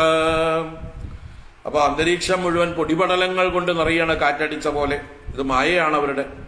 ക്ഷണേന ആച്ഛാദിതം വ്യോമ ഗനാനീകേന സർവതഃ വിസ്ഫുരത്തടിതാ ദിക്ഷു ത്രാസയൽ സ്തനയിത്തുനാ. വിസ്ഫുരത്തടിതാ ത്രാസയത് സ്തനയിത്തുനാ ഗനാനീകേന ക്ഷണേന ദിക്ഷു സർവതഃ വ്യോമ ആച്ഛാദിതം. വ്യോമ ആകാശം, ആച്ഛാദിതം ആച്ഛാദനം ചെയ്യപ്പെട്ടു, മറയപ്പെട്ടു. സർവതഃ എല്ലാ ദിക്കുകളിലും ആകാശം മൂടി. ദിക്ഷു സർവതഃ ക്ഷണേന, ക്ഷണനേരം കൊണ്ട്. എന്തുകൊണ്ടാണ് മൂടിയത്? വിസ്ഫുരത്തടിത, നന്നായി പ്രകാശിക്കുന്നതായിട്ടുള്ള തടിത്ത്. തടിത്ത് എന്നാൽ മിന്നലാണ്. ഇടയ്ക്കിടയ്ക്ക് മിന്നൽ ഉണ്ടാവുന്നുണ്ട്, മഴ പെയ്യാൻ പോകുന്നത് പോലെ. അതുപോലെ ത്രാസയൽ സ്തനയിത്തുനുന, ത്രസിപ്പിക്കുന്ന ഭയപ്പെടുത്തുന്നതായിട്ടുള്ള സ്തനയിത്തുനു. സ്തനയിത്തുനു എന്നുള്ളത് ഇടിയുടെ ശബ്ദമാണ്. മറ്റത് മിന്നലാണെങ്കിൽ ഇത് ഇടി. അപ്പൊ ഇടിയും മിന്നലുമുണ്ട്, ലൈറ്റ്നിങ് ആൻഡ് തണ്ടർ. സ്തനയിത്തുന ഇടി ശബ്ദത്തോടുകൂടെ ഘനാനീകേന, വലിയ ഘനങ്ങളുടെ മേഘങ്ങളുടെ അനീകങ്ങൾ, കൂട്ടങ്ങൾ, മേഘക്കൂട്ടങ്ങൾ വന്ന് ക്ഷണേന, പെട്ടെന്ന് തന്നെ ദിക്ഷു സർവതഃ വ്യോമ ആച്ഛാദിതം, ആകാശം മുഴുവൻ എല്ലാ ദിക്കുകളും മൂടപ്പെട്ടു, മൊത്തത്തിൽ ഇരുട്ടാവുകയാണ് എന്നർത്ഥം. മിന്നലുമുണ്ട്, ഇടിയുമുണ്ട്, മേഘങ്ങൾ കൂട്ടത്തോടെ, കാർമേഘങ്ങൾ വന്ന് അന്തരീക്ഷം മൂടി. വവൃഷോരുതിരൗഗാസൃക്പൂയ വിൺമൂത്രമേധസഃ നിപേതുർഗഗനാദസ്യ കബന്ധാന്യഗ്രതോനഗ. യക്ഷന്മാരുടെ മായാപ്രയോഗം കൊണ്ട് വവൃഷു രുതിരൗഗാഹ, രുതിരൗഗ അസൃക് പൂയ വിൺമൂത്രമേധസഃ, ഇതൊക്കെ വർഷിച്ചു. വവൃഷു എന്ന് പറഞ്ഞാൽ വർഷിച്ചു. എന്തൊക്കെയാണ്? രുധിരം, രുധിരം ചോരയാണ്. അതുപോലെ രുതിരൗകം, രക്തപ്രവാഹം. അസൃക്ക്, അസൃക്ക് എന്ന് പറഞ്ഞാല് വായിൽ നിന്നൊഴുകുന്നതായിട്ടുള്ള ലാല എന്നൊക്കെ പറയുന്നതായിട്ടുള്ള എച്ചില് അതിന് പറയാം, അല്ലെങ്കിൽ അസൃക്ക് എന്നുള്ളതിന് കണ്ണുനീര്, രക്തം, ഇതിനൊക്കെ പര്യായമായിട്ട് പറയും. ഇവിടെ രുതിരം തനിയെ പറഞ്ഞതുകൊണ്ട് അസൃക്ക് ഈ ലാലയായിട്ടെടുക്കാം, വായിൽ നിന്നൊഴുകുന്നതും. അതുപോലെ തന്നെ പൂയം എന്നാൽ മലങ്ങളും മറ്റും വിട്ടാണ് മലം. പൂയം എന്നുള്ളത് ഈ ലാല പോലെയുള്ളതായിട്ടുള്ള അഴുക്കുകളാണ്. അതുപോലെ മൂത്രം മുതലായത്, മേധസ്, കൊഴുപ്പ് മുതലായത് ഒക്കെ മുകളിൽ നിന്നിങ്ങനെ വർഷിക്കുന്നുണ്ട്. അശുദ്ധ വസ്തുക്കളാണ് ഈ മേഘജാലം വർഷിക്കുന്നത്, അല്ല ശുദ്ധമായിട്ടുള്ള മഴയല്ല. അപ്പോൾ രുതിരൗകങ്ങള്, അസൃക്ക്, പൂയം, വിൺമൂത്രം, മേധസ് ഇതൊക്കെ വർഷിച്ചു. നിപേതുഹു ഗഗനാദസ്യ, അവന്റെ നേർക്ക് ഗഗനത്തിൽ നിന്ന്, ആകാശത്തിൽ നിന്ന് ഇതെല്ലാം നിപതിച്ചു. കബന്ധാനി അഗ്രതോ അനക, അവന്റെ മുമ്പിൽ കബന്ധങ്ങൾ എന്നാൽ ശിരസ്സില്ലാത്തതായിട്ടുള്ള ശരീരങ്ങൾ, തലയില്ലാത്ത ശരീരങ്ങളെയാണ് കബന്ധങ്ങൾ എന്ന് പറയുന്നത്. അപ്പൊ തലയറ്റ ശരീരങ്ങളും ആകാശത്തിൽ നിന്ന് അവന്റെ മുമ്പിലേക്ക് വീണു. ഹേ അനക എന്നത് മൈത്രേയൻ വിതുരനെ സംബോധനയാണ്. അല്ലയോ പാപരഹിതനായ വിതുര, ഇതാ ഇങ്ങനെയൊക്കെ മായകൾ പ്രയോഗിച്ചു തുടങ്ങി ഈ യക്ഷന്മാര്. വൃഷൂരുതിരൗകാസൃക്പൂയ വിൺമൂത്രമേധസഃ നിപേതുർഗഗനാദസ്യ കബന്ധാന്യഗ്രതോ നഗ തദഖേ അദൃശ്യത ഗിരീൻ നിപേതു സർവതോ ദിശം ഗദാപരിക നിസ്ത്രിംശ മുസലാസാശ്മവർഷിണഃ. തതഃ അനന്തരം ഖേ, ആകാശത്തില് അദൃശ്യത ഗിരീൻ അദൃശ്യത, പർവ്വതങ്ങളെ കാണുകയാണ് ആകാശത്തില്. ആകാശത്ത് നിന്ന് പർവ്വതങ്ങൾ വർഷിക്കപ്പെടുകയാണ്. സാശ്മവർഷിണഃ ഗദാപരിക നിസ്ത്രിംശ മുസലാഹ നിപേതുഹു. സാശ്മവർഷിണഃ ഗിരീൻ, സാശ്മവർഷി, അശ്മം എന്നാൽ കല്ലാണ്. അപ്പൊ സാശ്മവർഷിണഃ ഗിരീൻ, കല്ലെറിയുന്ന പർവ്വതങ്ങൾ, അശ്മങ്ങളെ വർഷിക്കുന്ന വലിയ വലിയ പാറകളും കല്ലുകളും ഒക്കെ വർഷിക്കുന്ന പർവ്വതങ്ങളെ ആകാശത്ത് കണ്ടു. അതിൽ നിന്ന് കൽമാരി പെയ്യുന്നുണ്ട്. അതുപോലെ ഗദാ പരിക നിസ്ത്രിംശ മുസലാഹ, ഗദയും പരികവും നിസ്ത്രിംശം അഥവാ വാള്, മുസലം, ഒലയ്ക്ക മുതലായത്, ഈ ആയുധങ്ങളൊക്കെ ആകാശത്ത് നിന്ന് വളരെ വേഗത്തില് ധ്രുവന്റെ നേരെ പതിക്കുകയാണ്. തദക്കേ ദൃശ്യത ഗിരീൻ നിപേതു സർവതോ ദിശം ഗദാ പരിക നിസ്ത്രിംശ മുസലാസാശ്മവർഷിണഃ അഹയോ ശനി നിശ്വാസ വമന്തോഗ്നിം ഋഷാക്ഷിഭിഃ അഭ്യധാവൻ ഗജാമത്താഃ സിംഹവ്യാഘ്രാശ്ചയൂദശഃ. ആകാശത്ത് നിന്ന് പിന്നെയും എന്തൊക്കെയാ വർഷിക്കുന്നത്? രുഷാ അക്ഷിഭിഹി അഗ്നിം വമന്തഃ, രോഷത്തോടെ കണ്ണുകളിൽ നിന്ന് അഗ്നിയെ വർഷിക്കുന്നവരായ അശനി നിശ്വാസാഹ അഹയഃ, അഹികൾ എന്നാൽ പാമ്പുകൾ, സർപ്പങ്ങൾ.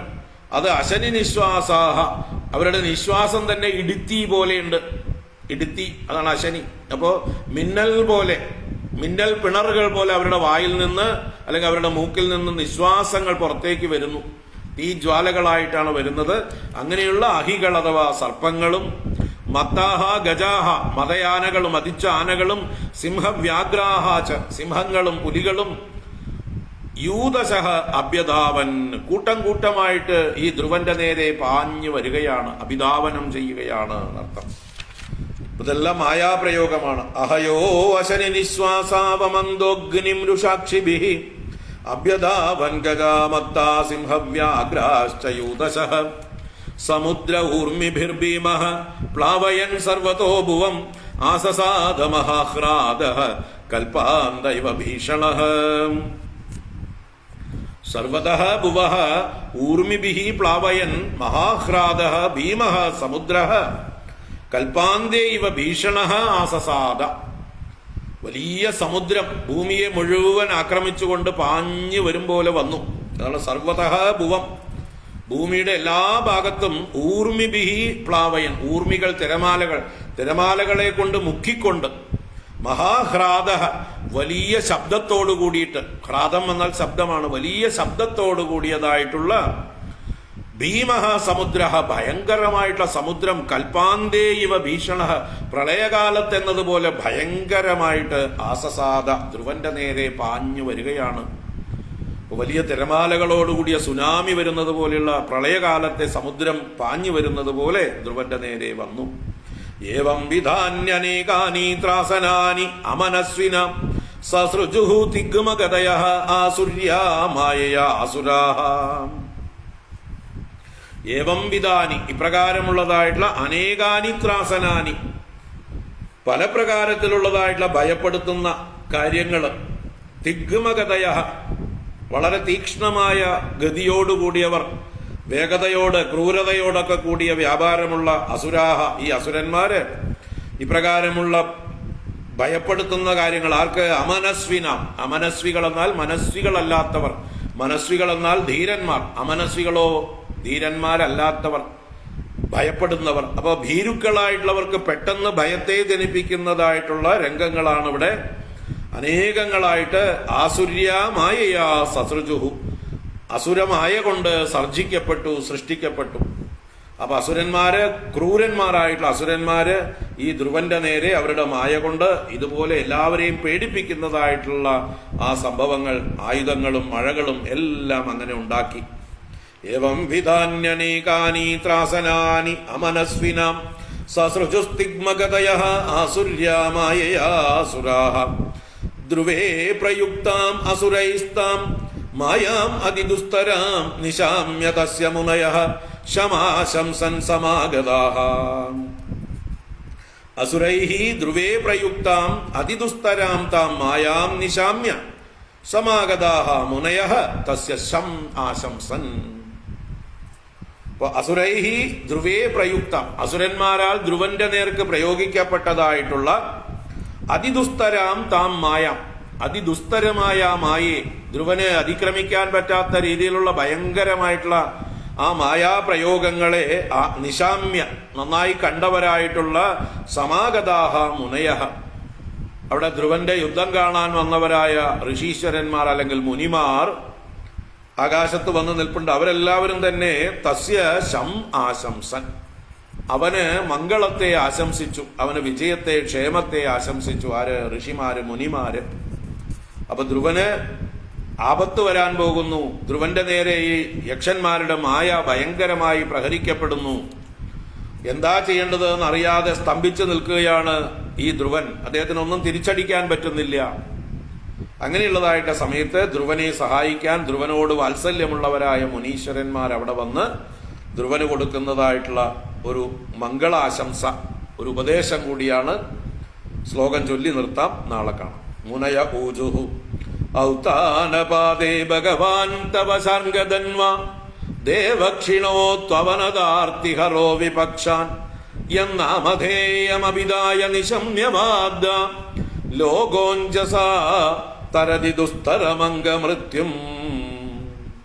മുനയ ഊജുഹു ഔതാനപാദേ ഭഗവാൻ തവ ശർഗധന്വാ ദേവക്ഷിണോ ത്വവനദാർത്തിഹരോ വിപക്ഷാൻ യന്നാമധേയമഭിദായ നിശമ്യവാദ ലോകോഞ്ജസാ തരതി ദുസ്തരമംഗമൃത്യും.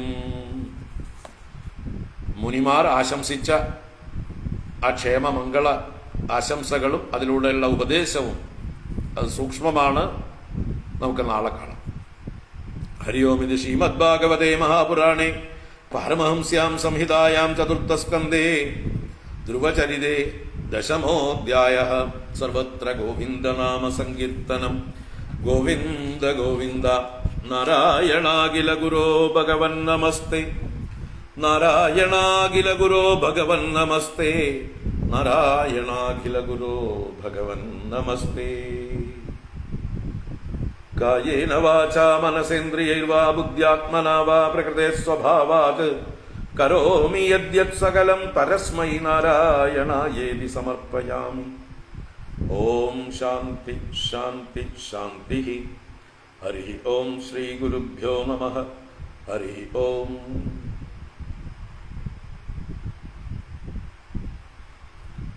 ഹരി ഓം. ഇന്ന് ധ്രുവന്റെ യുദ്ധം മായാപ്രയോഗങ്ങളെ കൊണ്ട് എന്താ പറയുക തടസ്സപ്പെട്ട് നിൽക്കുകയാണ്. നാളെ നമുക്ക് തുടരാം. നാളെ ഇത്തിരി നേരത്തെ 10 മണിക്ക് ആരംഭിക്കും, 11:30 വരെ. ഉച്ചയ്ക്ക് ശേഷം പുറത്തു പോകാനുണ്ട്. അപ്പം നാളെ 10 മണിക്കാണ് എന്നുള്ളതൊന്ന് നോട്ട് ചെയ്യുക എല്ലാവരും. 10 to 11:30. അത് കഴിഞ്ഞ് മറ്റന്നാ ക്ലാസ്സില്ല. പിന്നെ 19-ാം തീയതി വൈകുന്നേരമേ ഉണ്ടാവുള്ളൂ. 18-ഉം 19-ഉം രാവിലെ ഉണ്ടാവില്ല. എല്ലാവരും നോട്ട് ചെയ്യുക.